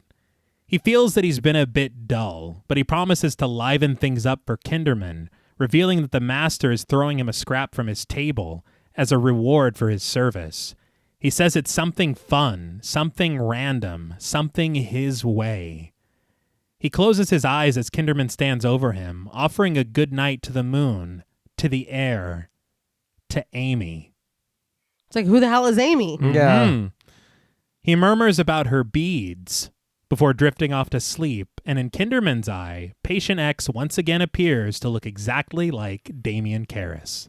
Yeah, so I was like, so you get old when you go to bed? What happened? When you go to When bed. you go to bed. I just, again, and this is just the first scene of 2 with Brad Dourif. Yeah. But what a performance. Yes. You can't say enough about it. Mhm. And with every single thing that he says, he's not only confirming weird things that seem to have happened earlier. Right. He's forecasting of everything that's about to happen next. Yeah. Yeah. And so it's just like this incredible screenplay. I enjoy him being on there. I'm not going to lie. This doesn't work for me on a couple of levels. And I'll explain it a little later, afterwards. But I did enjoy when he's on screen. Not saying anything against Karras, but you know what I mean? When Brad Dourif's there, I want to watch and see what he's saying and he's doing and whatever. Mm-hmm. But going back and forth, I'm like, I would have liked him on his own. I want to see a character of him in this movie, but it be him doing crazy shit. You know what I mean? Not just, what we get. Mm-hmm. In the cell. Right. I feel like I just really like the back and forth because of what Kinderman sees. Mm-hmm. And we get to see like this inside knowledge of something else going on inside. Yeah. Okay. But Kinderman leaves the cell, telling Allerton that the patient has passed out. She remarks, again? as she heads inside, and she calls out that he's hemorrhaging after seeing the blood on his face, which is very funny. Yeah. We have to get out of here right now. Yeah, that's exactly right. Atkins waits for Kinderman in the hall, and as they walk together, Kinderman reveals that the man in the cell knows the details of the murder of a girl named Karen that happened years ago, a Gemini killing that never appeared in the newspapers. Allerton shouts from the cell, "His goddamn nose is broken." And yeah, Kinderman's like, go. Cheese it.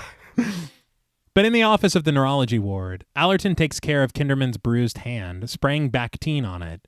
As she wraps it, Kinderman asks why she said again when he told her that the patient passed out. Allerton says that it hasn't happened often, it's just been this week, and the first time was Sunday, and then the next day. But she says that if he wants exact times, and Kinderman already knows that he'll have to consult the chart. She's oddly jovial now. Yes. Like she's a different person. Yes. It almost seems like you don't want to answer my questions when it has to do with him. Yeah. And I don't know. She was so cold earlier. Yeah. I don't know the change. She's an odd character. Yeah. And honestly, I feel like there isn't enough explained as to why she was out earlier. Yeah. No. And I want to know wonder if that's something maybe that was going to be explored or was in the original and then it got, cut up or rearranged or because it's weird. Yeah. Maybe the answer's in the novel? Maybe. But she pauses for a moment, remembering that the last time that he passed out was early yesterday morning, just before they found Father Dyer's body. She gives her sincere condolences, but Kinderman presses on, asking if these losses of consciousness appear like normal sleep, but Allerton says that there is nothing normal about the man in cell 11. Kinderman assesses that she seems pleased about this, and Allerton just replies that it's quite unusual, sharing that his autonomic system slows to a crawl, his heart rate, his temperature, his breathing, but his brainwave activity accelerates. While Kinderman ponders this, Allerton tells him to keep the wrapping on his hand over the weekend. He tells her that she's very kind, and she responds that she's a B-word. Kinderman unrolls his sleeve, asking if anyone has told the man in cell 11 what happened to Father Dyer, and she asks why anyone would. But Kinderman just thanks her again, and as he puts his coat on, Allerton asks why Kinderman hit the patient, but he doesn't answer this question. He said some shit. I mean, he did. He did. Too much. Yeah. But before he leaves, Allerton lights her cigarette, absently remarking, "Save your servant." When Kinderman stops at the door, Allerton shares that that's something that the patient in cell 11 said once, and she hasn't forgotten it. And it wasn't even what he said, but how he said it. His voice sounded different, desperate. Kinderman asks if there was anything else that he said in this voice, and Allerton shares the only other thing he ever said. Kill it. I'm going to kill Kinderman. Yeah. That's concerning. Yeah. I would say. Smoke rises through the night outside of the Georgetown campus, and Kinderman finds himself in a rather beautiful and many-tiered library. He discovers a copy of the Roman Ritual on a low shelf and begins flipping through the pages until he finds something. A passage. "Save your servant who trusts in you, my God. Let him find in you, Lord, a fortified tower in the face of the enemy." The camera presses in on the page inside of the book, and we see that he is reading from Chapter 2, Rite for Exorcism. Ooh. Yeah. Right? I mean. But we find Father Morning kneeling in a chapel, deep in prayer, reciting Psalm 27:1. Cool. We move on to the next scene. Yeah. Yeah. That's it. All right. Okay. We don't know. I don't know this man. No, not at all. Nope. Sorry to this man. But at his dining room table in the dark with a small overhead light, Kinderman has apparently checked out or possibly stole this book from the library. He stole a movie ticket earlier. I don't know. But he reads another passage, which is quite revealing. "And Jesus said to the man who was possessed, 'What is your name?'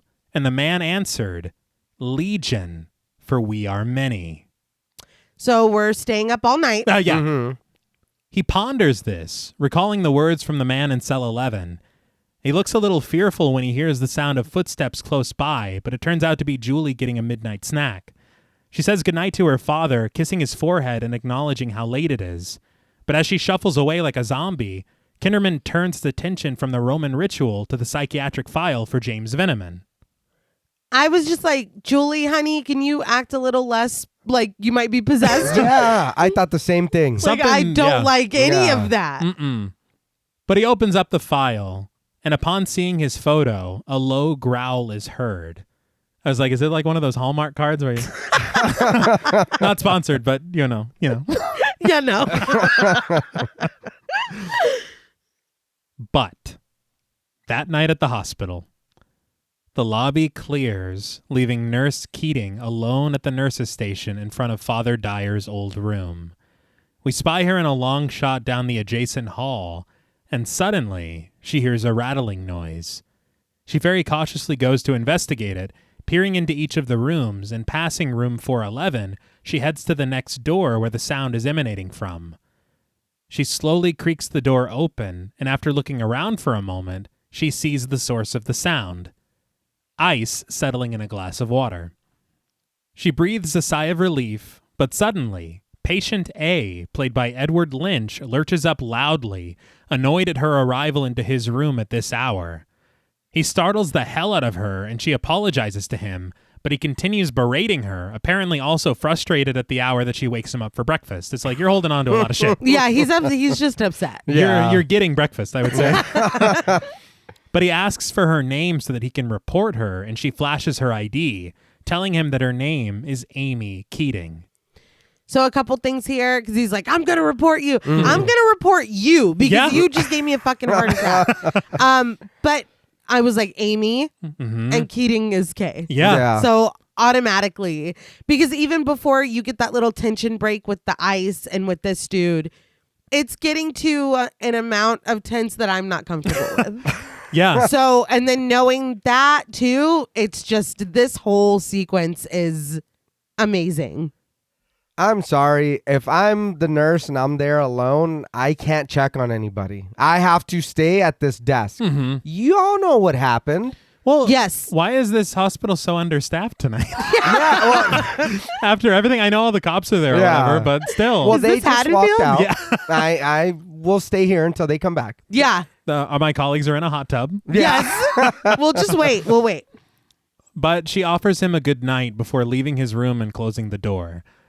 As you said, this shot of the hall stays static. Yeah. And there's so much in the frame that you just feel worried. Yeah. Because you don't know when or what or anything. And it's just so remarkable.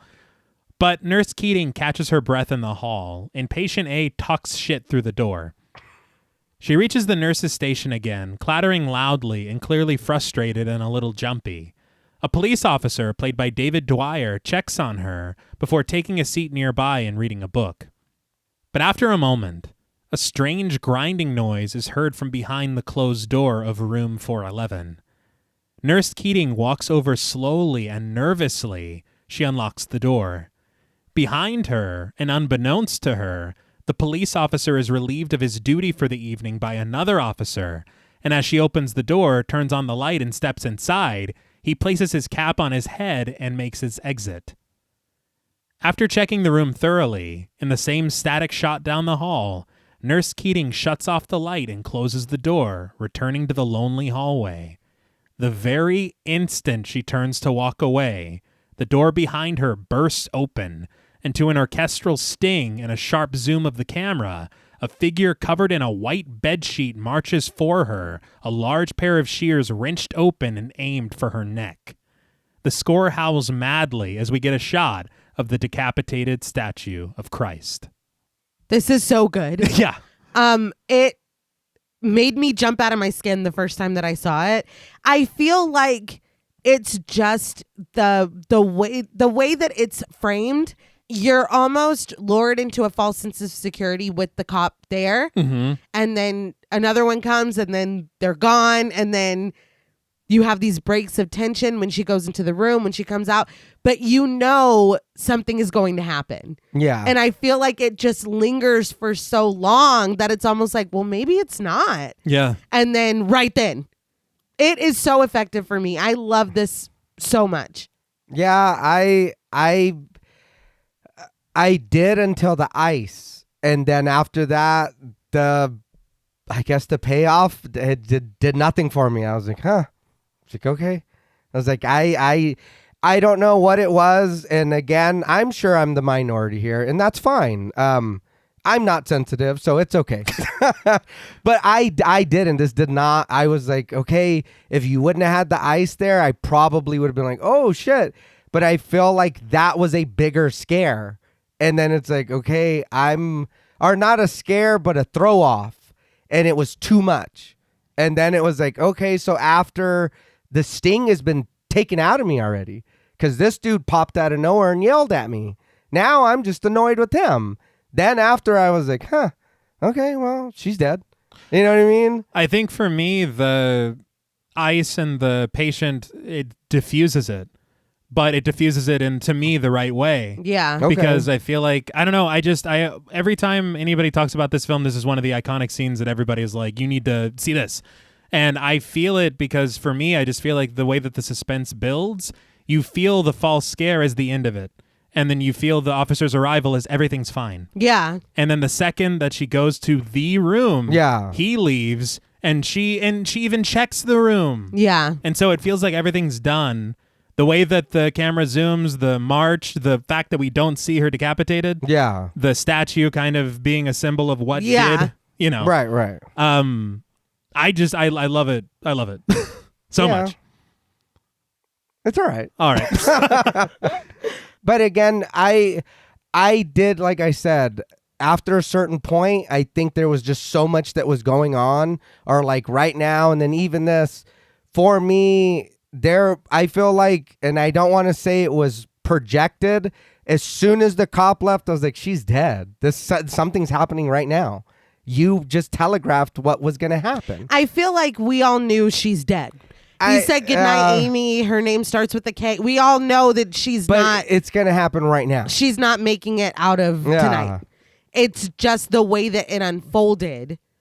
And then what the fuck was that? Like the bed sheet and everything about it. I just it's unnerving to me.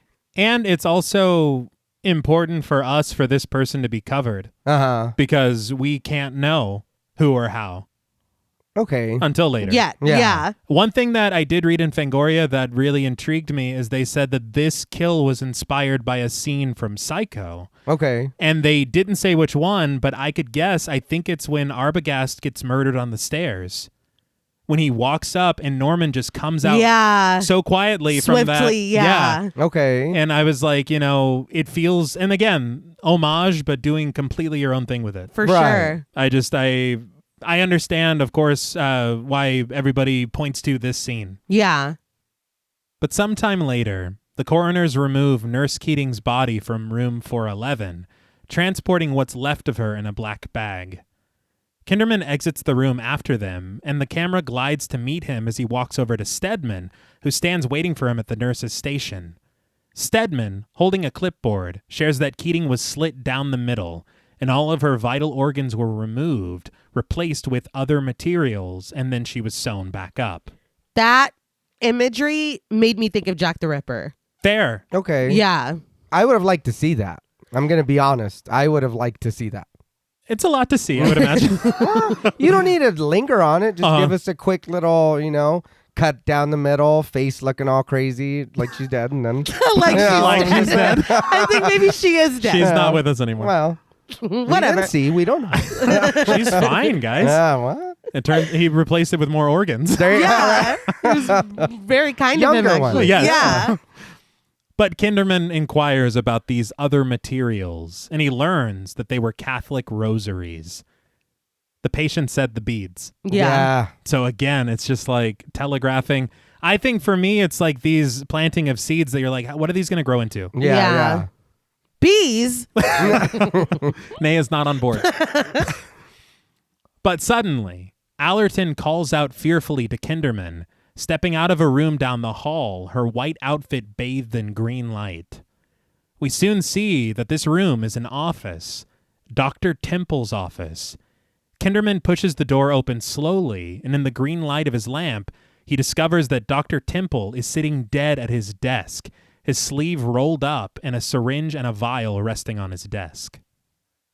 This is shocking. Yes! It's like there's not enough going on in this fucking hospital. But, and again, the first time I saw this, I was like, I don't know how necessary this is at all. Right. Yeah. This character arc of Dr. Temple doesn't even make any sense to me. Mm-hmm. But then it's explained. Yeah. But Kinderman finds himself once again in cell 11, the lights flashing over the face of patient X, appearing once again as the Gemini killer, as he asks Kinderman, "Did you get my message?" He claims he left it with Keating, a nice girl with a good heart. A machine at the center of the room against the wall loudly prints something out, and Kinderman goes to check it out as patient X continues. On the subject of this body of his, this friend of Kinderman's, he paints a picture for Kinderman. There he was, so awfully dead in the electric chair, and he admits that he didn't like it. He says it was very upsetting after all, with so much killing left to do, and there he was, in the void, without a body. But then, along came one of his friends from the other side, the cruel ones, the Master. Patient X says that the Master thought that his work should continue, but in this particular body. He suggests that they call it revenge, after the certain matter of an exorcism, where Father Karras expelled certain parties from the body of a child. Those certain parties weren't pleased, to say the least, and so the Master devised a scheme as a way of getting back, of creating a horror to all men who seek faith, using the body of a saintly priest as an instrument for him to continue his work.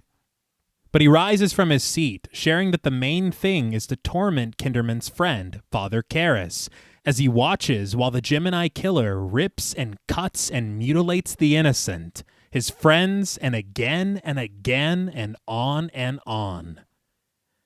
Patient X shouts, "He is inside with us. He will never get away. His pain won't end." A growl surrounds his frenzied shouts, spittle covering his lips, but suddenly he returns to himself, calm, serene, his eyes filled with tears, and he asks, "Oh, gracious me, was I raving?" He sits back onto his bed and he asks for forgiveness, and he reminds Kinderman that he is mad after all. This performance, guys. Yeah. I can't get over it. The alternating emotions, and each one so genuine. Yes. It's just unbelievable. But after a moment, he remembers where he was. The Master. He brought him to their mutual acquaintance, Father Karras, who was admittedly not doing so well at the time, passing on, in the dying mode.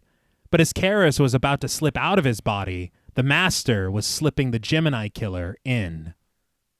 It's very interesting at this part because he's in the middle of telling it and he goes, "Is this true?" Like the Master's telling it to him. It's so cool. So how much did it cost to just say Pazuzu? Oh, well. I'm just saying. Well, but then like, again, I mean, the thing about demons is, and I don't know why they give up their names so easily because that's the only way to defeat them. Yeah, it's really foolish, actually. It's very bad. But I feel like if a demon is working in tandem with all of this, maybe he wouldn't give his name.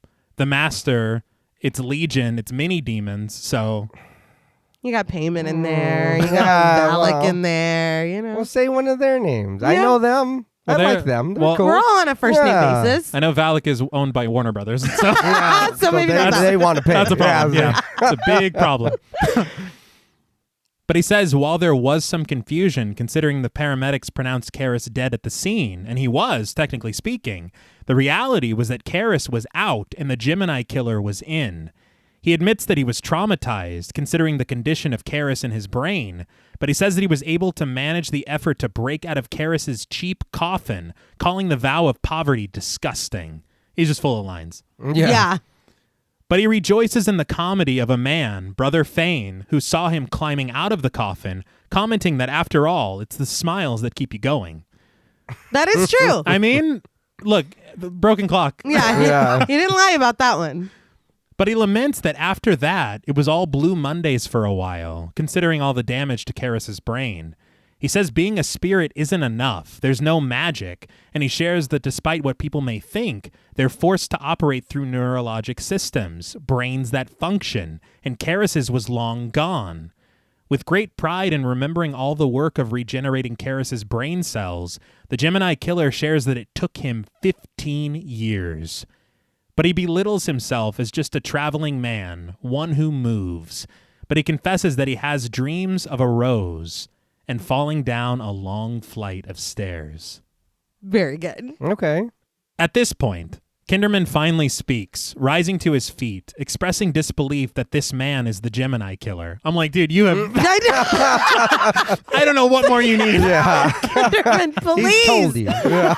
We're backtracking now.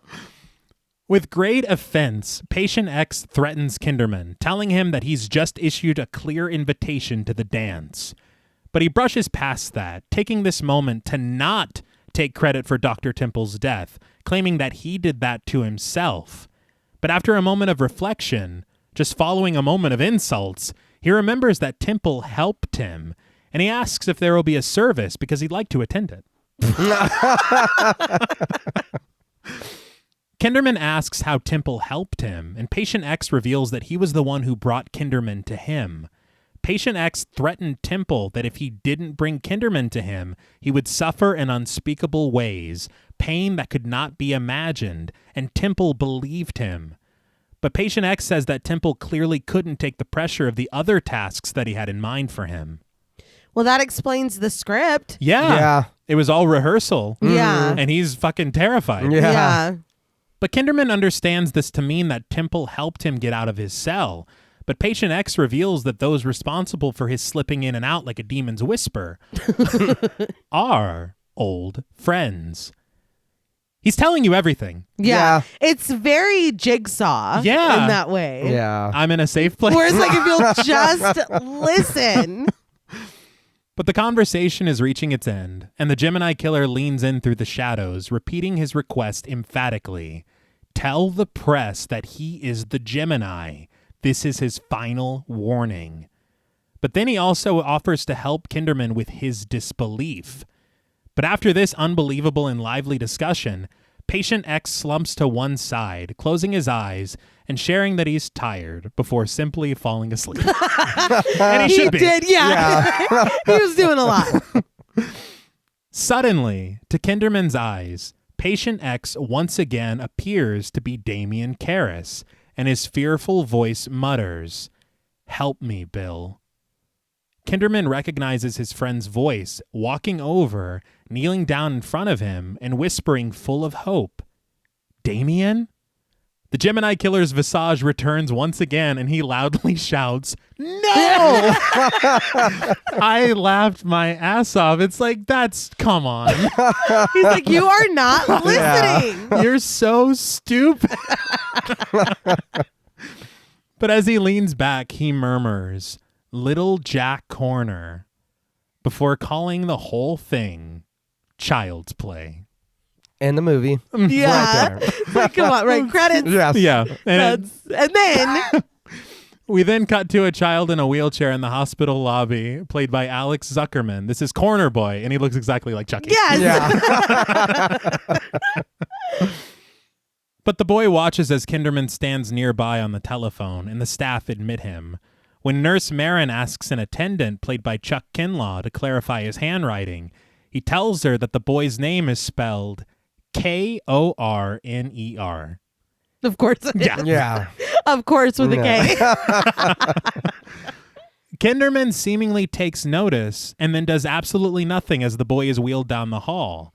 He takes the same seat in the lobby that he took after Father Dyer's death, and he remembers his conversation with Patient X, thinking of the patient's answer to who lets him out of his cell. Old friends. One who moves. After this repeats comically in his mind. Yes. I was going to say the echoes are a lot. Yeah. And it's hard for me to take this serious when you keep doing that. I remember an old episode of The Simpsons with Sideshow Bob. Yes. And it's just big shoes to fill. Yeah. That's all I hear when any movie ever does this. The echoing is hilarious. Yeah. But Kinderman walks over to the neurology ward once again. As he stands amongst the patients, a door creaks open. And you remember that old lady sitting by the window that I told you to remember? Yes. Yeah. Good.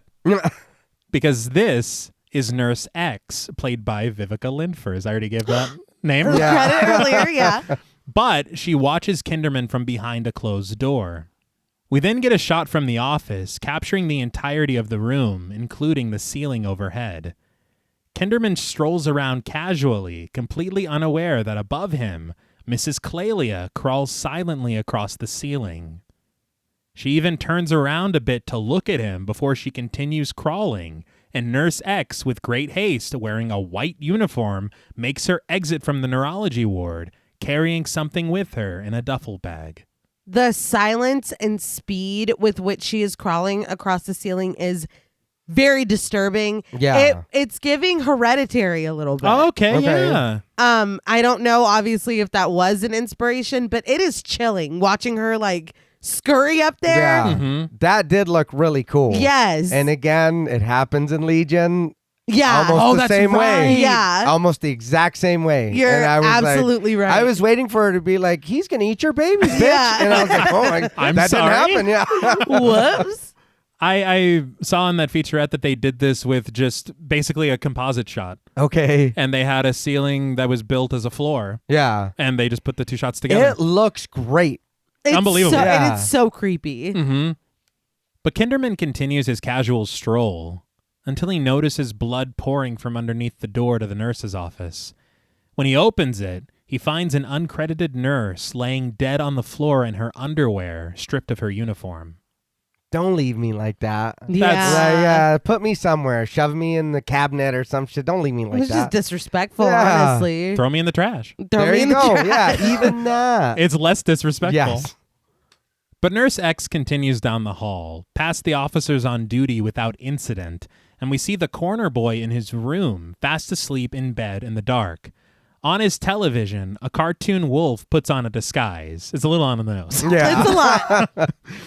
But we see a nurse set her bag down next to the boy. She reaches inside, and Kinderman busts in the room, switching on the light to find that it's Nurse Allerton simply doing her job. Atkins investigates Allerton's bag and finds that there are only toys inside. It's like, but why are you being so creepy? Yeah. You know what's going on out there. Yeah. That's my thing. Is like you have to understand. Yeah. You've seen all of Yeah. this. The corner boy mutters that he wants his mother, and Nurse Allerton cradles him, screaming for Kinderman to leave and admonishing him for his behavior. Kinderman knows that Nurse X is after someone, but he wonders who. Just then, Allerton shouts at Kinderman, asking if he treats his own family like this. Come on, dude. Now, Yeah. this should have been enough of a clue, Yeah. I would Yeah. say. No, he's got to be hit over the head It's like, I don't... with the Yeah. hammer. Because we zoom in on Nurse Allerton's name tag, and we learn that her first name is Julie. Last name James? No. Yes. Well, Yes. he's about to run. But Yeah. He is. He remembers patient X's words. So, sorry. He needed Hold three. on. Yes. He needed three. He needs to be reminded of his family, Yes. to know his daughter's name from this name Yes. tag. And he hears in his own head, Big shoes. yes, that wasn't Krusty the Clown, but he hears, you're issuing a clear invitation to the dance. To the dance. To the dance. That reminded me of Ned. It's like, you Yeah, learned yeah. nothing at all. Yeah, I was like, Nothing all at all. right. Again with the echoes. We get it. But Kinderman knows where Nurse X is headed now, and he just whispers his daughter's name. Julie. That's her name. Fuck. That's right. I will admit that this sequence is a lot. It is. It's This- a bit much. And where it leads. Yes. But the phone rings at the Kinderman residence, Mary answering it, with Shirley behind her in the kitchen, possibly cooking a carp. And Julie sitting at the dining room table, annoyed to learn that the phone call is her father. Mary responds jovially, but we see Kinderman at the hospital attempting to make this call and growing uneasy as the busy signal sounds on the other end. Mary continues talking to Bill, and when she gets off the phone, she tells her mother and daughter that Bill said a nurse would be coming by soon with a package. It's hilarious. Yeah, what? But I'm like, what is happening? I didn't know that we could do phones and shit. Like, I didn't know that that was part of it. He's got the voice changer from Scream 3. But the score grows ominous as Nurse X rides in the backseat of a taxi. And meanwhile, Kinderman frantically orders a patrolman played by Daniel Epper to drive him home. They speed down the street, sirens blaring, weaving in and out of traffic and breezing past stop signs. Kinderman hurls abuse at the other inattentive drivers, but Nurse X arrives at the Kinderman household, ringing the doorbell. At the hospital, though, we see Nurse Allerton assessing printouts from the machine in cell 11, and we see that patient X is hooked up to it, monitoring his brain waves, which are very active, it seems. I understand the point of this shot. Yeah. It's a little wild. It's too much. Again, it's too much. You're doing some really wild shit that we're expected to buy in, which is fine because you've kind of explained, and when he's dreaming, like his brain activity is higher. And like you said, all of that, the constant, like, it's Bill on the phone. Like, I mean, it's a lot. It's like too much. And did we not have laws in 1990 to where if there's a police or ambulance behind you, you pull over? Because everybody acted like they didn't give a shit. They did. But you even see people in town now act like they don't give a shit when like they don't pull over. That is true, but there is a larger majority of people who will pull to the side. Nobody gave a shit. Nobody gave a fuck. He was Wait your turn. screaming. I was like, oh my God. We're all the demon. Yeah. You're not getting home. Traffic is rough. But Kinderman finally arrives home, the tires of the police car screeching to a stop. He draws his gun, ordering the other officer to go around the back of the house as he makes his way to the front entrance. Before he goes inside, the doorknob begins to turn, and when it opens, it's Julie. She sees her father there with his gun drawn, and she just says, "Oh, hi, Dad." Yeah. Really? Yeah. But she tells her mother that her father's home. Kinderman enters the house, and to see everyone there and unharmed, he fears that he must be going crazy. The phone begins to ring loudly as Mary stops him in the hall. He seems relieved that everything is all right, but Mary says that everything isn't all right, and she asks him, "What's this nurse thing?" Kinderman appears confused, but he looks up, and the camera zooms in on Nurse X, who sits stoically on the piano bench, turning to meet his gaze. The fact that she's just sitting in there was hilarious to me. Yeah. It's like, I know she was supposed to deliver something, Yeah. but you're like, yeah, come inside. Come on, sit down. And we learn, but still, it is too much. But Yeah. It's way too much. I feel like I would just be on the edge too much. And I would throw her down on the ground, try to arrest her and be like, no, we're not. But Yeah. Anything. He's just standing there for a second like, are you real? He's like, I want my cake. Yeah. Bedelia. You called me a bitch. Every time I see her, that's just what I was hilarious. thinking. Well, that's wild that he said that, dude. That's Yeah. crazy. It is. That's your daughter. And she was fucking making it, She's dude. in the and she's She decorating it. That's You don't have to do wild. that. No, he deserved a fucking ashtray Yeah, to the oh, dome. no, yeah. Yeah.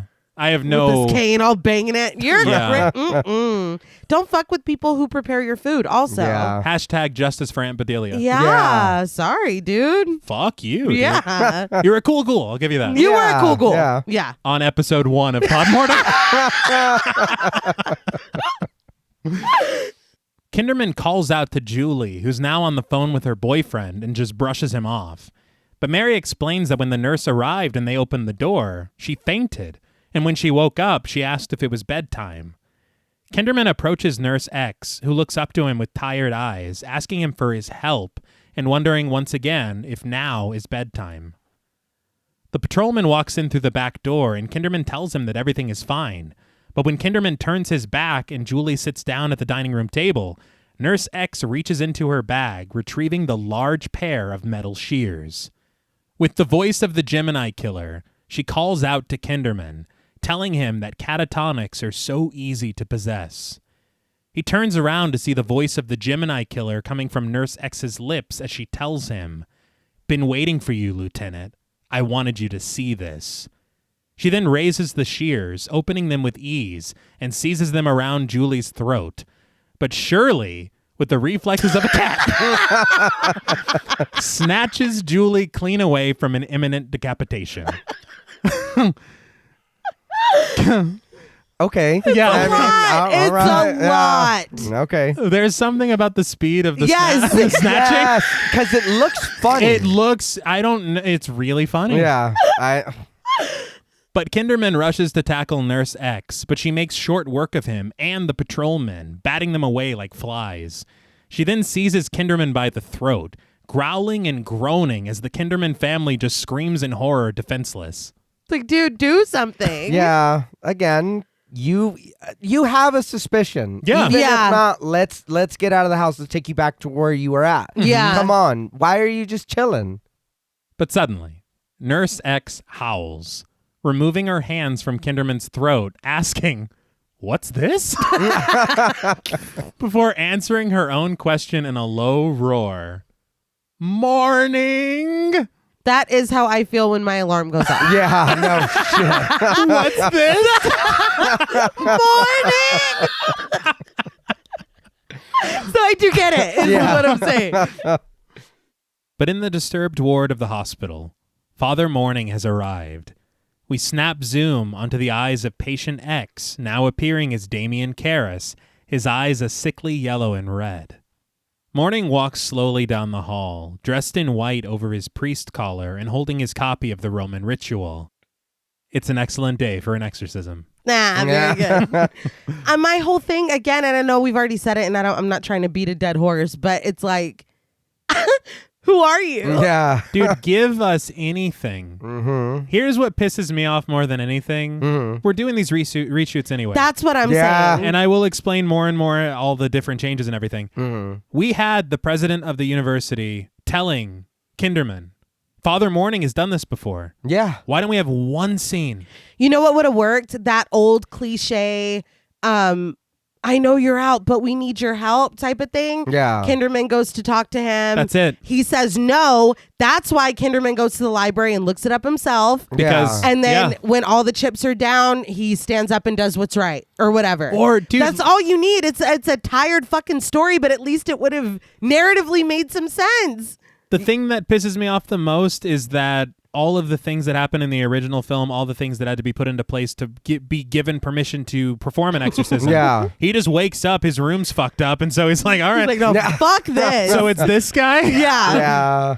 Well, we'll remember the movie where the guy goes in and he's trying to help the family and he asks the church and they're like, sit down. You need to take a break. And he's like, dude, I want to help this family. It's Amityville. Okay. But let's just do that. But we I could mean, let's just do that. That's my thing. It does not even need to necessarily be a like mind-blowing or crazy original Right. thing, but connect him somehow. Redo Amityville. I don't give a fuck. I don't care. Well, I'm just saying, like No, you were saying. absolutely, He's yeah. like, look, I want to help, and they're like, you can't, and he just does it himself. Or and he does it something. anyway. Yeah. Anything. I really do think that you have it exactly right. You put scenes where President tells him about Morning. He goes and visits Morning. Morning doesn't want to do it. So Kinderman goes and he checks out the book. Yes. Yeah. Morning has this experience that morning Yeah. with the bird and everything. Right. And so he realizes that evil really is here. Okay. You have everything there. You just, I Yeah. guess, don't have the time to put it together in a way because you're being forced to do it quickly. Yeah. Yeah. But again, when will we learn? I know that this is what, 20, No, it's 34 yeah. years old, Hold on now. Yeah, I just aged I as, know. as you said it. turning into a husk. But again, I mean, the same shit is still happening right now. Yeah. Just like stop making people change Yeah. shit. Stop tacking shit on. We can tell. And you Yes. wonder why it doesn't feel cohesive. Yeah. Yeah. It hurts it. I It mean, does. Because everything was here for this to be an absolute masterpiece. yeah. And Yeah. this ending here, I don't know, man. I don't know. Well, let's go through it. Yeah. A low rumble surrounds him as the door to cell 11 opens, and Patient X asks if he's come to save God's servant, because he's afraid that his son, the Gemini, has more work to do.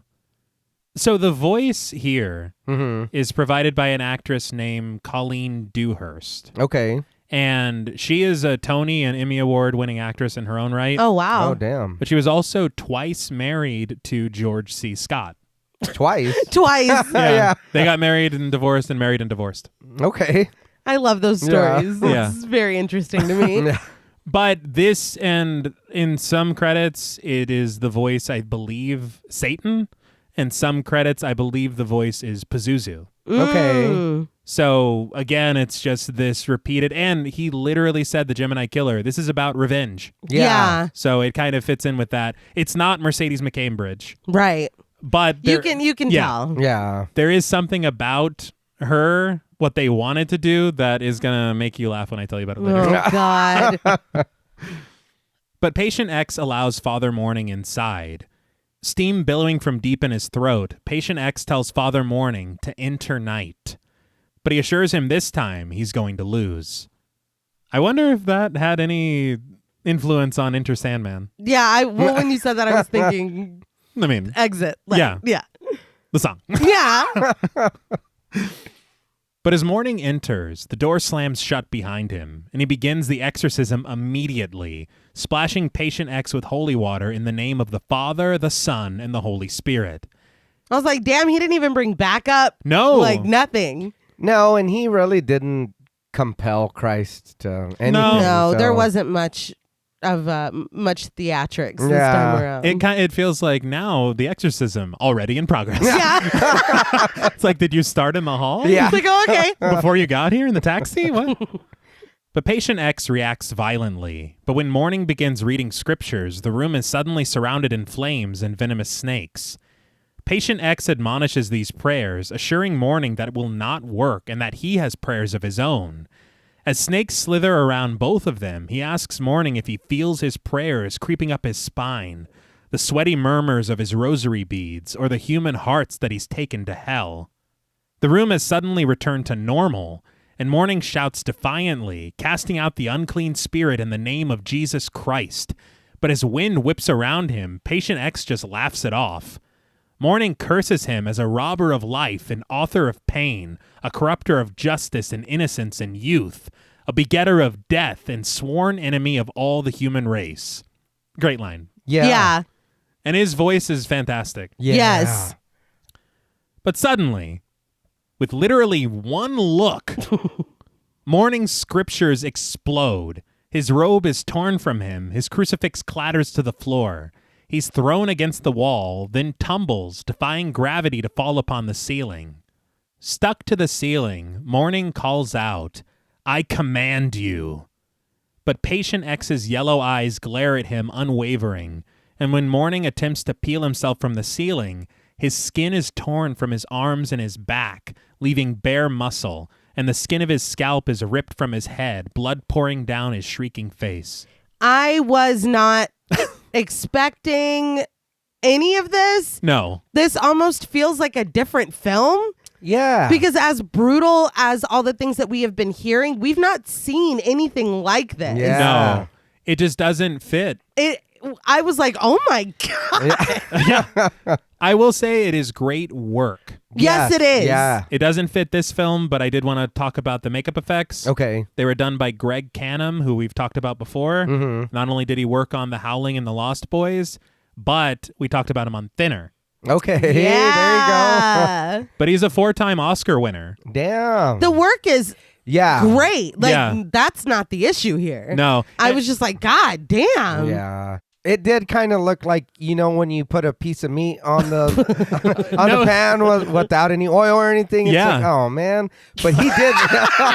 My meat's Yeah. ruined. He did look a little burnt up there. Oh, man. But another thing that's very interesting about this sequence is that not only are we doing the gore effects, yeah. but they also created these very, very lifelike masks for certain actors in this sequence. Mm-hmm. And so there's a bunch of this sequence where Patient X is not played by... Wow. Okay. Yeah. And we'll see later, Kinderman is not played by George C. Scott. What? Yeah, like in these kind of faraway shots, Yeah. if you look very closely, at least on Kinderman, it seems like he's very clearly wearing a mask. But the mask on Patient X is very convincing. Yeah. But on that documentary I saw, it was an actor and stuntman named Charles Powell, and he was made up in prosthetics to look like Jason Miller. Okay. Jason Miller apparently only worked 2 days on this sequence. Damn. Oh, wow. And they met with Charles Powell after the fact, and they told him, for the sake of marketing, you're not getting any credit. Damn. And so he... Give me my scenes back. Yeah. What are you Yeah. going to do without me? Yeah, give it back. But there is it's moments that are distracting. Yeah. Where you see the fire and the snakes. You're not looking at... Not at all. No. But it's clearly not Jason Miller. That's wild. Yeah. I hope he got a bonus or something. Something. Yeah. But just then, Kinderman arrives at the ward. Things operating outside as if there isn't an exorcism going on about 10 feet away. I don't understand. I know that Morning is supposed to be the chaplain of the hospital. Right. But nobody seems... Like, he enters this room looking like he's on a mission. Yeah. And they just let him inside. They buzz him in. I don't know what they think he's doing in here. Well, there's also a lot of I didn't think about that. screaming and there's a lot going on. Yeah. I mean, even if you think that he has a legitimate reason to be in there, there are very concerning sounds coming from that room. That is true. But when Kinderman enters the hall, the lights begin to flicker and he calls out to Allerton. Reaching cell 11, the door slides open on its own, and Kinderman finds Patient X sitting despondent with his head down. And on the floor, the singed, pageless copy of the Roman ritual. Kinderman peers up at the ceiling, blood dripping from it, and suddenly, in the corner of the room, Father Morning's mangled corpse falls over. The Gemini killer's voice from Karis's lips, Patient X tells Kinderman not to worry about Julie, assuring him that they'll get her. We're not on the same team. No. Yeah. What do you mean? She's fine. I think I think it's a threat, but it just comes off very strange. Yeah. Yeah. That sounds weird. Kinderman rises to his feet, drawing his gun, and he orders Damien to pray for him, proclaiming him to be free. But before he can fire, Patient X lurches forward, hurling Kinderman against the wall. Something unearthly pulses all around him as the door slams shut and the machine at the center of the room slides wildly to block it. It looks like he just keeps hitting Kinderman with Demi from Dude, like, what is that? it doesn't kill you, but it doesn't. No, but it gets you close. Yeah, it's too much, Gets you really. real close. What it reminded me of was when the Predator goes invisible. Right. And I was like, okay, where did this come from? Yeah. Yeah. What the fuck is this? Because we've never seen this happen in the movie at all. It didn't even happen to Father Morning. No. No, it didn't. Yeah. I will say one thing that they did talk about was this set being on a gimbal. Okay. And so they're actually twisting the room when they're doing these things. Oh, wow. Oh, I love that. Yeah. Kinderman calls out to God for help, and we hear Pazuzu's voice asking Kinderman if he's helped his non-belief. Kinderman breathes smoke, announcing yes, that he believes. He believes in death, in disease, in injustice, in inhumanity, and torture, and anger, and hate, murder, pain, cruelty, infidelity. Patient X listens intently as Kinderman grows more ferocious as he continues. He believes in slime and stink, and in every crawling, putrid thing, every possible ugliness and corruption. He shouts, "You son of a bitch! I believe in you." So fucking good. Oh. Okay. So good. So good. That's all he wanted. Yeah, he's like, I'm all He's right. like, thank you. Yeah, you can leave now. The door just slides open. I just, again, this performance, the George C. Scott's throat, I hope he had lozenges. Yes. Yeah. But it's No, he's wild. yelling this entire Yeah. Yeah. And again, from what I heard, these reshoots, this line, I don't believe was in the original cut because of what was changed. Okay. Right. And so there are these positives and negatives because it's like, this is really cool. Yeah. The aspect of him saying all of these things and kind of giving finality to his character arc. Yeah. But at the same time, it's like, we got to go through this like speedy exorcism. Yeah. You remember the exorcism from Exorcist 2 where Father Lamont just shows up for a second and then the fire starts? That was about the same pace as this. Yeah. And you're like, all right, I guess he just gives up. Yeah, that's it. Okay, cool. He's got his rookie card of Father Marin and shit. It's like, do something. Well, he also had that strobe light to help him. He did. He did. Yes, He and did. Good Lord. Jesus. I'm glad they didn't bring that back. Yeah. But rain begins to pour down from the ceiling, lightning striking holes into the center of the floor, creating a large hole as Kinderman hangs crucified against the wall. From this new hole of hell in the floor, a sea of people raise Thomas Kintry's crucified body on a pair of oars, his head replaced by the painted head of Jesus, 2 ingots driven deep into his eyes. Kinderman looks away for a moment, calling out, "My God," as Kintry's body is replaced with the body of Father Karras, who tells him, "Go, Bill." Just the visual of this. Yeah. Yeah. It's surreal. It's frightening. It's sad as fuck. Yeah. I just, again, the element of the painted head, it's like, it's horrifying. Yeah. I do want to say that I know Lou. He's a very personal friend of mine. He doesn't get down like that. Yeah, this wasn't cool. No. This wasn't cool at It's all. the opposite of cool. It was- Yeah. Yeah, way, way less cool. Where's Peter Stormare when you need him? Yeah. Yes, There you go. that's what we need here. But the room suddenly returns to normal as Patient X announces that he's grown bored with Kinderman and that there is no God here, only darkness and death. A spotlight from the sky seems to find a crucifix on the floor, which Father Morning reaches for as Kinderman clatters to the ceiling. He holds it to Patient X, weakly reciting, "Save your servant who trusts in you, my God." And he tells Damien to fight the demon. After a moment of hesitation, Damien Karras finally returns to his body, shouting defiantly against the clutches of the demon. Light fills the room as Kinderman falls from the ceiling, reaching for his gun. In a moment of clarity and certainty, Karras screams for Kinderman to shoot him now, and Kinderman does. 2 shots are fired through the chest of Patient X, and he slumps over. He said, "Say less." That dude did not waste a fucking millisecond. No. I know it's not supposed to be funny. This was fucking hilarious. Well, because it's how quick. Yeah, there was zero thought into it. There was no fucks given. You He's got like, it, "Dude, boss." now, boom." Yeah. It's like, oh, fuck. Oh my God, But, like, dude. can you blame him, though? No, but it's like, you know what I mean? It's like, goddamn. Again, that was your buddy. You heard his voice, you whatever, and then he was just like, do it. Oh, bet.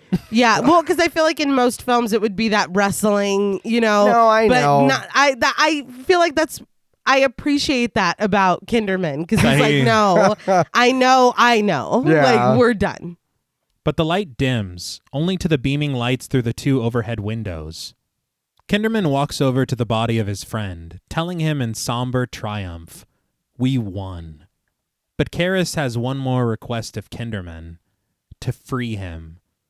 Kinderman obliges, putting the gun to Karras' head and pulling the trigger.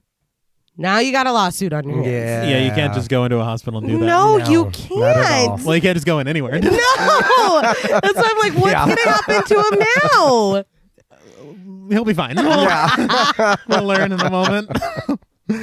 But I did want to talk about the change of the ending. Okay. And I know the film version of things, and I know that you had the difference in the book.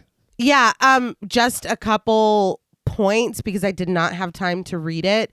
But I thought it was interesting too, Patient X, when he came in, because he came in 11 years ago in the novel, he was found wandering around and they brought him in. He was dressed like a priest, looked identical to Karras, and told everyone that he was the reincarnation of the Gemini killer. Like he was telling everyone that.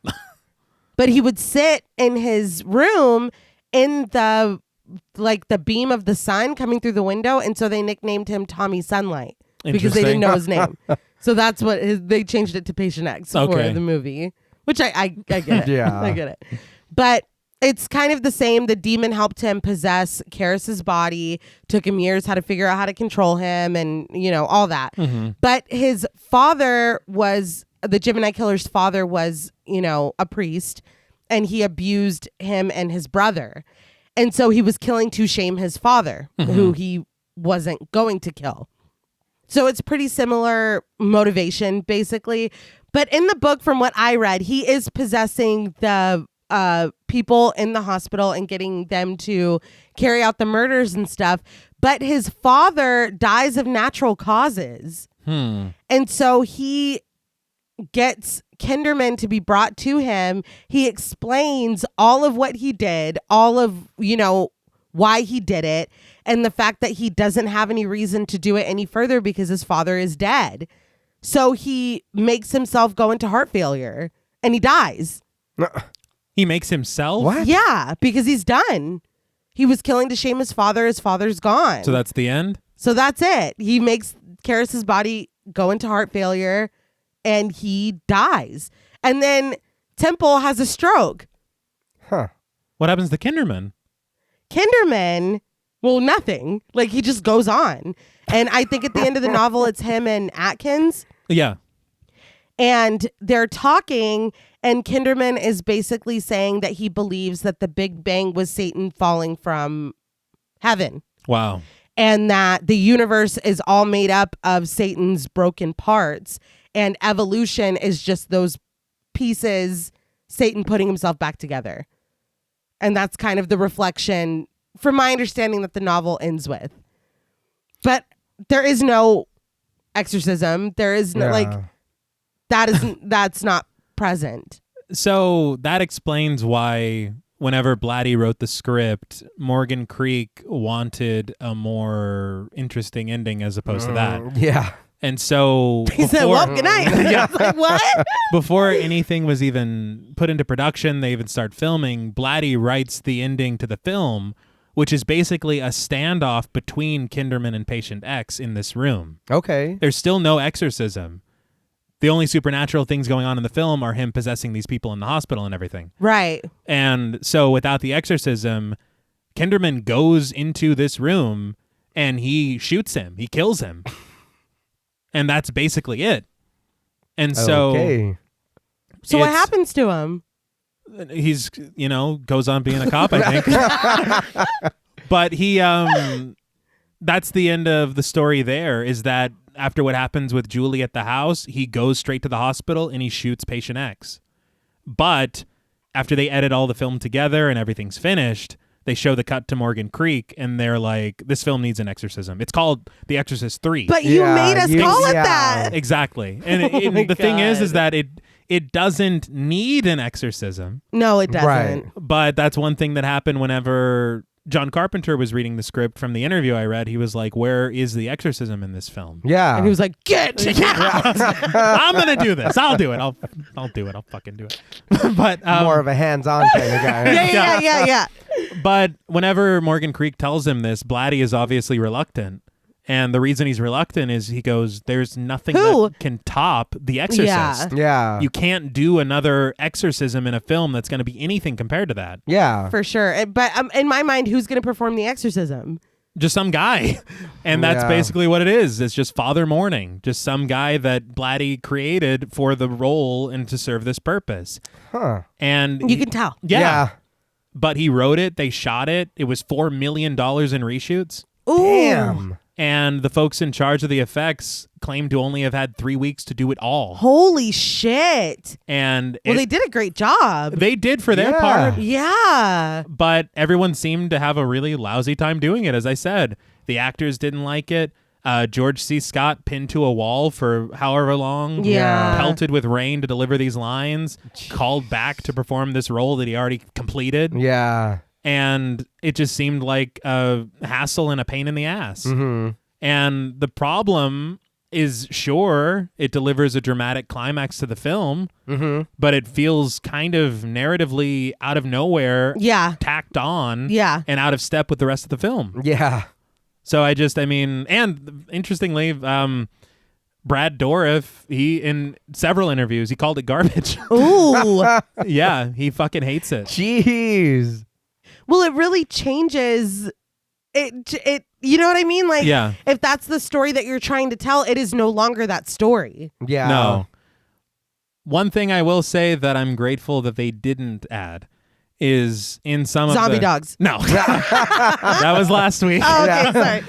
I'm very grateful because what they did in one of the cuts of the film is when Kinderman is flipping on the fucking ceiling, they piped in Mercedes McCambridge's voice saying, "Your mother S's C's in hell." And William Peter Blatty was like, "Get that out of here. We don't need that here. No. But that's the story of what happened. Okay. Well, at least they had the wherewithal to not push that. Yeah. All right. That one was too far. We get it. But sometime later, after the shot of a rising sun, Jesuit priests gather outside of a cemetery, and the camera pans across various gravestones to find Kinderman and Atkins standing at the side of a freshly dug grave. The gravestone reads, Father Damien Karras, S.J., born 12 April 1935, entered 30 July 1957, died 9 October 1975. Rest in peace. We fade to black, and the credits roll. So, what did you guys think of The Exorcist III? I didn't mind this movie. Like I said up top, it did confuse me a lot, but us talking about it, I'll say a little more of where I was confused did make more sense as we went on discussing the movie. Mm-hmm. But the ending still too, and like my thing about the movie is I loved Brad Dourif, and I love him. I would have loved for him to be a separate entity in himself, because I feel like, and you're right, we can't just say Pazuzu out loud, but what, even if we know that Father Karras is Pazuzu, and his servant, his son, the Gemini killer, is out there doing stuff.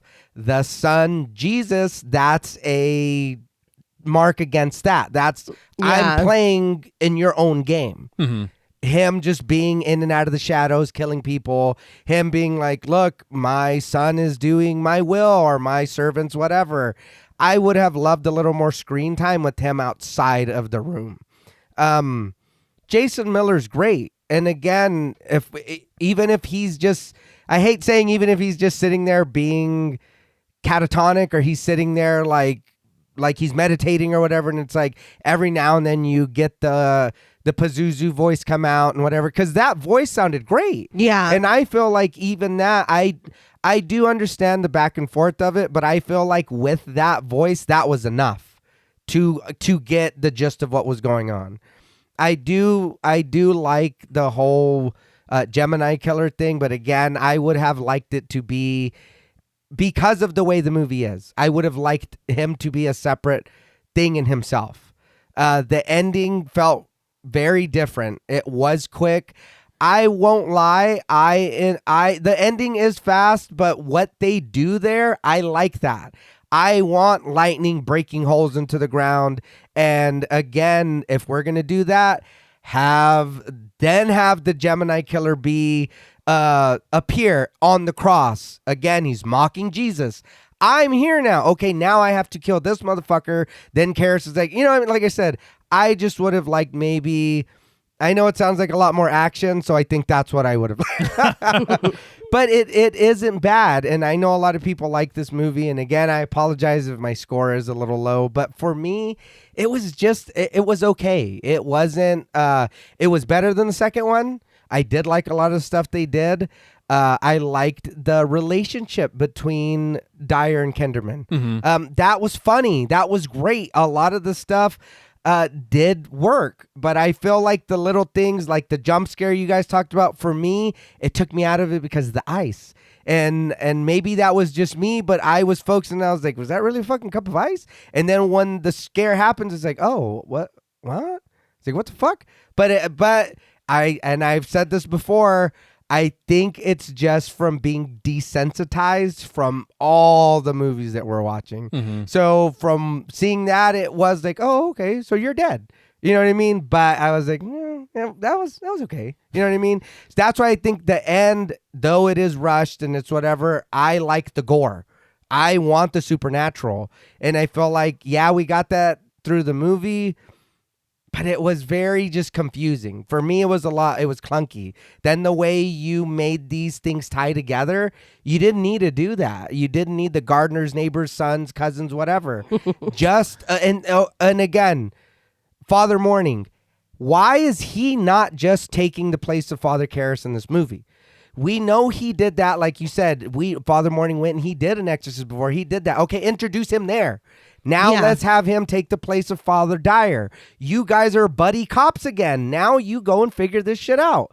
Why didn't we do that? This dude comes to try to save the day, gets his ass handed to him in the cell, then distracts the demon long enough for this fool to just shoot him with the gun. That's it. There was no power of Christ. Christ didn't do anything. His gun did. It was just like I said. The gun is named Christ. Right, yes. It wasn't. It's peace be with you. There you go. Yeah.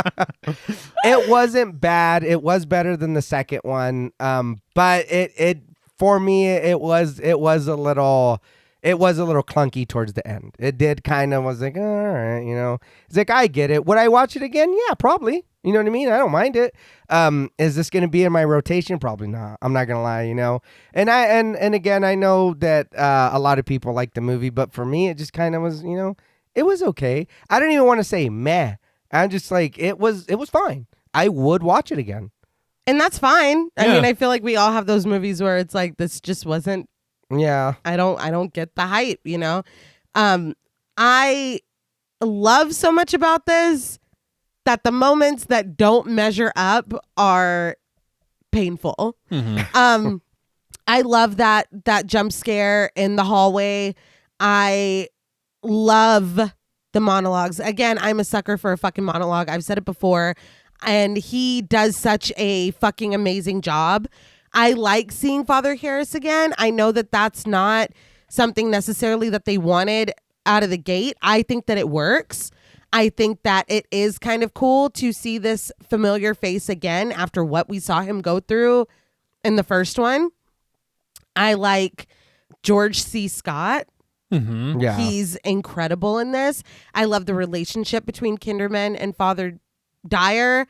It makes me sad that we do lose him so early. Yeah. I like the fact that there are no locusts. I have so much to love from this, but that ending, I do like the effects a lot. Mm-hmm. I like the body horror happening with Morning. I like the horrible visuals with the crucifixion and stuff. It is viscerally upsetting. Mm-hmm. And I think that when you're telling this type of story, it should be. Yeah. And the surreal elements. Okay, I'm a big fucking sucker for that too. I loved that. For sure. But again, the high points of this ending, the parts that are good, like you said, it does feel a little anticlimactic when it's just, he shot him. Yeah. Okay. If you're going to, and I completely agree that there's not going to be another exorcism scene like the first one. Yeah. You shouldn't have put The Exorcist III as the title. Where? Father Morning? That's The Exorcist? I guess. Apparently. Yeah. No. I just, and that's a big issue that I have, is I don't want to say that character at all, but the way that he is introduced and the way that he is utilized is really poor.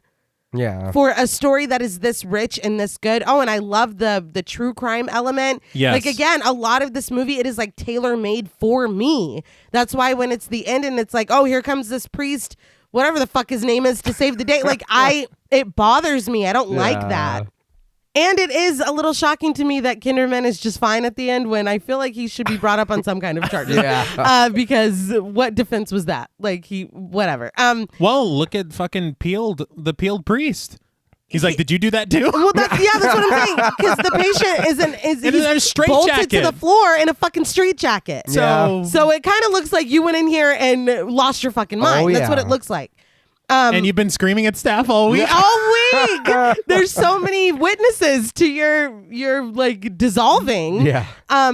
But again, I do like this overall, and it's not like the ending is terrible. I just think that it does nothing for the story that has been built, because it is a really fucking good story that's been built. And so it's just a disservice to the film.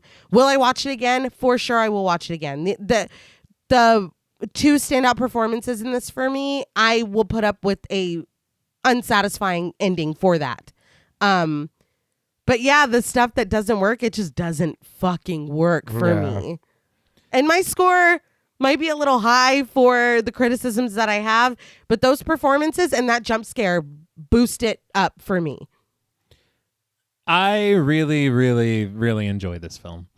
I just think that it is such an incredible effort, even with the studio meddling and all the shit that came from that. Yeah. It is about all the stuff that works, and what works so well for me. Like, I just think it's very smart. I think it's well written. There's payoff after payoff from so many seeds planted. Yeah. And it rewards you on a rewatch. I watched it the first time. I didn't catch the elderly woman and Nurse Allerton in the street. No. I didn't even catch them at the church, really. Yeah. And then you hear the voice, and then you see her, and you're like, oh, shit. It's planting everything. And that's another thing. I'm not trying to jump in, but that is never fucking explained either. The fact that Allerton was there? What is that? What is going on? And it feels like you got the fly, like you're setting her up for something, and we get her screaming at you to get out of this child's room. Yeah. Like, whatever. That's, yeah. Well, but Yeah. Anyway. regardless. I think that it's frightening. It's thoughtful. And again, just the things that work really well. Exorcist II was a very interesting film. Yeah. We learned that it, at least from our interpretation and assessment of it, it's not the worst film ever made. Yeah. But that film is about Reagan and Father Merrin. This film is about everyone else. Yeah. Yeah. And I think that it really delivers on this continuation of this story. What fascinates me the most is this concept of what is happening in the body of Father Karras, Yeah. Okay. where we have this vessel that was disused and used. And Pazuzu, you can say a lot about the guy, but he does have a score to settle. He does. He has a right to be pretty pissed off, and I get it. And him assembling all of these things as a way to mock this priest who defeated you, it's very interesting. Yeah. And using both performances. Not only do we have Jason Miller as Father Karras in his body, we have Brad Dourif as the Gemini killer being used in this vessel. Yeah. It's fascinating. It is. And the difficulty for Kinderman to witness and experience it all. Yeah. What a character, Kinderman. Yeah. Yeah. And I was just thinking, like, I know that some people could take it as like a positive ending in a way because they defeated evil. But to me, it's a very pessimistic and nihilistic ending. Yeah. Because literally, the only thing that he's confirmed is his belief in the worst things in the world. Yeah. Yeah. That's it. He was right about these things. Yeah. And that's what he had said earlier to Father Dyer. So, I mean, it's... And he lost his best friend again. Yeah. Yeah. And he had to be the one to do it. Yeah. He did set him free. He did, but Father Dyer too. Oh, Yeah. yeah. Oh. Yeah, it's just sad. It's, It yeah. is. But at least the mom or the grandma or whatever okey doke her head out of that thing. Too fast. Yeah, Yeah. because that was fucking hilarious. It was. I honestly can't handle that. It looks like a comedy. Like it It's- yeah. looks It does. silly. It really does. It's like whoop. But I guess we can lead into ratings. Yeah. On the positive side, we've said the performances. Yeah. Brad Dourif and George C. Scott, Yeah. brilliant performances. I really, really appreciate the screenplay and how much it balances, because it really is this crime thriller, psychological horror, supernatural horror, and these out loud laughter fucking hilarious moments. Yeah. They are. I really like the production design. Mm-hmm. What they were able to do at this hospital, the use of these locations in Georgetown Yeah. to bring us back to this staircase. Mm-hmm. It's important. Yeah. I really appreciate the music and how it sets the tone and the atmosphere, the story itself, the inclusion, this concept of the Gemini killer, and our fascination with true crime. It just works. Yeah, no, I agree. I just think that it works really well as a continuation of the story, especially for these characters. Kinderman being the lead of the film is very interesting and a very intriguing way to continue what happened in 73. Yeah. Okay. But I just think it's a very methodical, very properly paced, and just the scenes of pure unsettling fright. Mm-hmm. And there's a lot of very difficult imagery to see, Yeah. and there's a lot of very difficult imagery that they force you to imagine. Yeah. Okay. It's just very, very well done, and I just it is a shame that Blatty only made this and the Ninth Configuration, Yeah. because I'd like to know more of his directorial voice. Yeah. But of course, the negatives, it's that tacked on ending. I don't understand. I know you didn't have a lot of time, Right. but if we're going to introduce this new character, we need to ingratiate him more into the plot. It feels like he's living his own fucking movie. Yeah. He's in a short film. Yeah. And then Kinderman just shows up and he's like, what's this book? Yeah. Like, it's wild. Yeah. You know? And so, I mean, I don't know. It just doesn't work. I understand, and even Blatty admitted, he goes, well, maybe it does kind of expedite and add a level to the film to where the ending actually works better. Yeah. But he might have just been being charitable Yeah. because, I Or mean, trying to, like, in a situation where it's like, look, it's already fucking done. Yeah. Like, make the best of it. yeah. But meddling just gets in the way. It does. But I feel like even with the meddling, everything that went into this film, I think that it is so smart, so fantastic. Scott Wilson. Yes. We forget about him, but his performance is so good. Yes, Yeah. it is. I'm looking at his fucking Dude. lines. Yeah. That's great. Painful. But I really, really enjoy this movie. And I honestly, I like it a lot. Sometimes I think I love it. Yeah. And I just, as you had said earlier, it's kind of, and this might have been off mic, but it had the potential to be a 10. Yeah. Oh, absolutely. If I think they- I did say that off my. Yeah. If they change a few things, if they streamline certain things, if they make it to where Father Morning fits into anything, Okay. but the thing is that for me, honestly, no ending of the three that we talked about are completely satisfying. No, I agree with that. So that's difficult too. Yeah. Yeah. And you honestly, I mean, you just aren't going to top The Exorcist. No. Yeah. It's just not That's going to true. happen. But for me, out of 10 possessed patients, I am going to give The Exorcist III 8.5 possessed patients out of 10. I think I love this movie. Okay. But there's just there are some things we gotta talk about. But I will now open the floor to you. So I think the things that you listed for me is what didn't work. I don't want the 3 different movies or 3 different things to be there. I don't want a cop movie, then a thriller, then a supernatural. Just keep it one movie. I do agree with the balance. The balance was out again. The more we talked about it, I was like, okay, well that makes more sense and that whatever. But it still, for me, I don't want another, and I know this was before Zodiac. I don't want that again. Even the second one being what it is, it's strictly supernatural and with Pazuzu. This is not what this movie is. I don't want cops chasing my demon to kill him with a gun. We need a priest. We need a church. If not, we need a cop who doesn't believe and then somehow switches and is like, oh, Jesus, save me. And then somehow defeats the demon or the devil with the help of divine intervention or whatever. We don't get any of that. We get a man who has to put his friend down.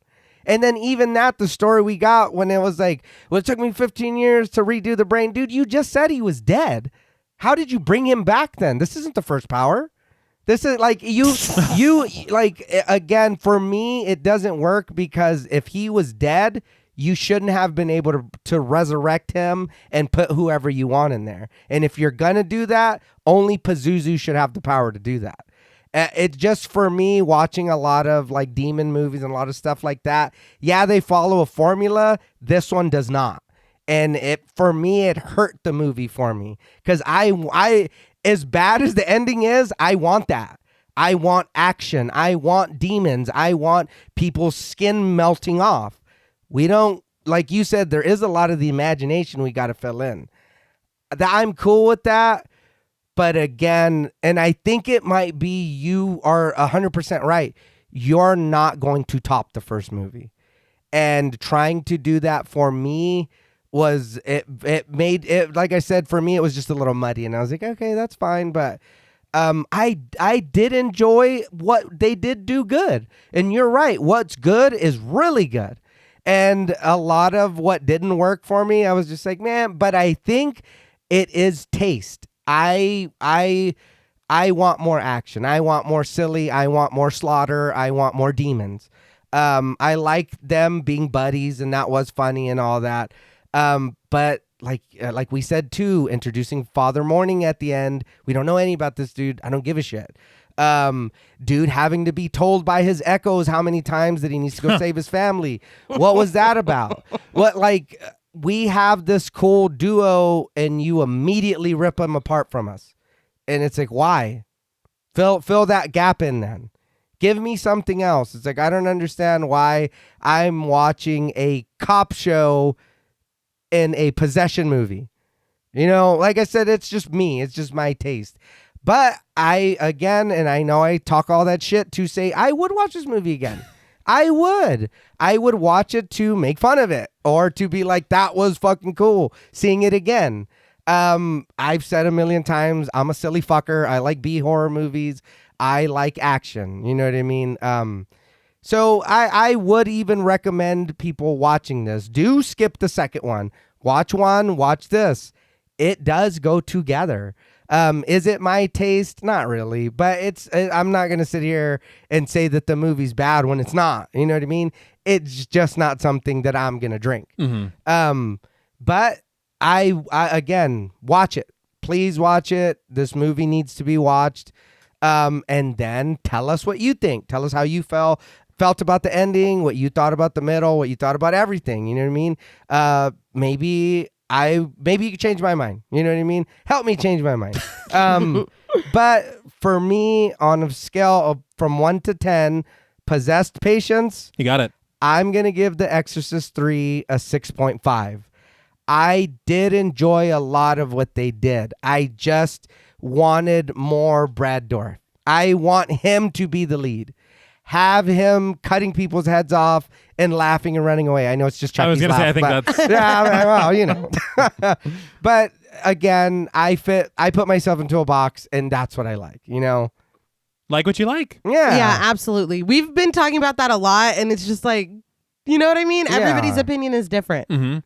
This movie is something special. Like we were saying, T, I think that there was, I guess, potential for this to be a 10 for me. It's just that the missteps are pretty fucking big missteps. I will say that aside from that, the things that work for me about this work for me. Like it feels like things that interest me, entertain me, whatever specifically are executed here. The true crime aspect, the surrealism, the monologues, the performances. I mean, it's like catered, and then you get, it's like, oh, an avocado. Thanks. But I mean, I think I've been pretty clear about what I loved and what I did not necessarily love. It is interesting, T, you saying that none of the endings are completely satisfying. And I completely agree. Yeah. I don't know what I want. Like, Make a fourth one, and then I'll let you know if we need to redo it. But yeah, I think we can just wrap it up here. On a scale from 1 to 10 possessed patients, I gave The Exorcist 3 8 out of 10 possessed patients. The good shit is fucking great. Mm-hmm. The bad is, it's there. It's there, but no Lucas. No, No. we're improving. Yeah. Well, that's all from us at Pod Mortem. What would you rate The Exorcist 3, and what should we watch next? Let us know on Twitter at the Pod Mortem. Don't forget to follow us on Instagram and like our Stairhole Productions page on Facebook. Be sure to follow each of us on Twitter at TravisMWH, at Blood and Smoke, and at RealStreeter84. Thanks again to Original Cinematic for sponsoring this week's episode. Please consider pledging to our Patreon, where you'll get bonus content like the Corner of Creep and No Sleep, where we read and riff on creepypastas and Reddit no sleeps, and Talk Mortem, where we answer your questions and take on random topics. Stay tuned until after the music for a special thank you to our Wendigo Getter patrons. And remember, while there's nothing wrong with being skeptical, when events defy all rationality, sometimes all you can do is believe. Until next time.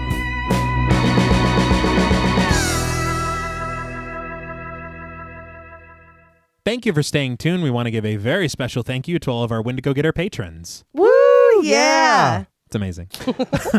A special thank you to Chris Ontiveros, Kristen Lofton, Megan Martinez, Kimberly Bass, Sophie Hodson, Anthony Jerome M., Jordan Nash, Kent Morton, Lala Thomas, Travis Anissa Hunter, Miguel Myers ATX, Jennifer Perez, Allison O'Neill, Carissa, TJ and Angie Bronson, Gabrielle Trevino, Spooky Mom, Applin Ontiveros, Karima Rhodes, Antonio Huerta, Kimberly Kleindienst, Will Brown, Sydney Smith, Osvaldo Soto, Bobby Holmes, Donna Eason, JD Rizak, Molly Gerhart, Armand Spasto, Aaron Aguirre, Eggy, William Barry, Brittany Seaman, Charity Oxner, Amanda Six, Mandy Rainwater, Jordan Roberts, Dylan, Jordan Blevins, Liz Heath, Spencer Montalvo, Pancake the Panda, John Ramos, Michael Newding, Alexis Roberts, Dan Laveau, Itzy M, Gary Horton, Leisha Olivier, Kate Lamp, Carlos and Sydney, Jessica Hunter, Helena Rudder, Alan Johnston, Mariah, Livy Fun,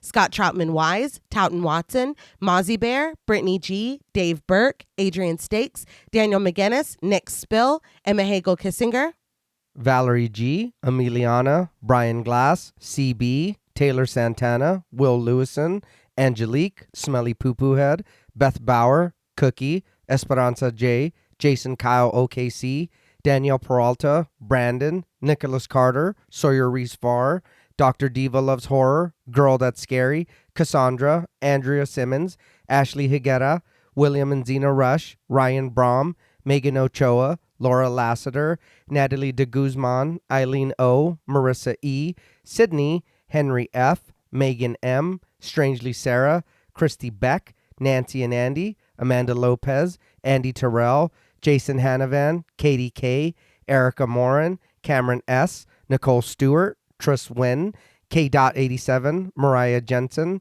Carrie A, Lonnie Lono, Powell, Kayla E, Maggie H, Murder Stina, No Thanks Tom Hanks, Kevin McGonigal, Kristen Marcy, Ori81 Boricua, Look Like That One Girl, Bog Boy, Felnez63, Alita Pui, Probably My Jugs, Kate Thackeray, Wade Pack, A Lizard, Bay J, Jay Rich, Jen Lassiter, Topher Williams, Elena Metler, Valerie K, Christy Lee Kruger, Professor of Humanities Laura McCarricker, Naomi, Josh Smith, Autumn Green, Heather Santiano, Abby Kopp, Crystal 831, Cassidy Carruthers, Skank Sinatra, Morgan Alexander, Tony Osteen, Julie Fredborg, Rihanna S, Daniel Taylor, Anna Kate, Heather Ortiz, Jen T, Kim H, August, Vengeance Spirit, Sam J. Green, Kelly Glazyface Mack, Jenny May, Zoe Marie, Glittery Fab, Malik Caselli Armstrong, Scarly D, Toya Shea, Katie, Martin Shaw, Star, Tyler J, Daniel Dickerson, Jordan Gaddis, Cam Davies, Tanya Selvog, Patrick Hoagland, Raven, and the trash man Roger Dodger. Thank you all so much. Yes, thank you, thank you, thank you. Thank you. We truly appreciate each and every one of you, and we hope that you know that you make our lives wonderful. It's with 2 L's. Nah, Naturally, all right. yes. Until next time.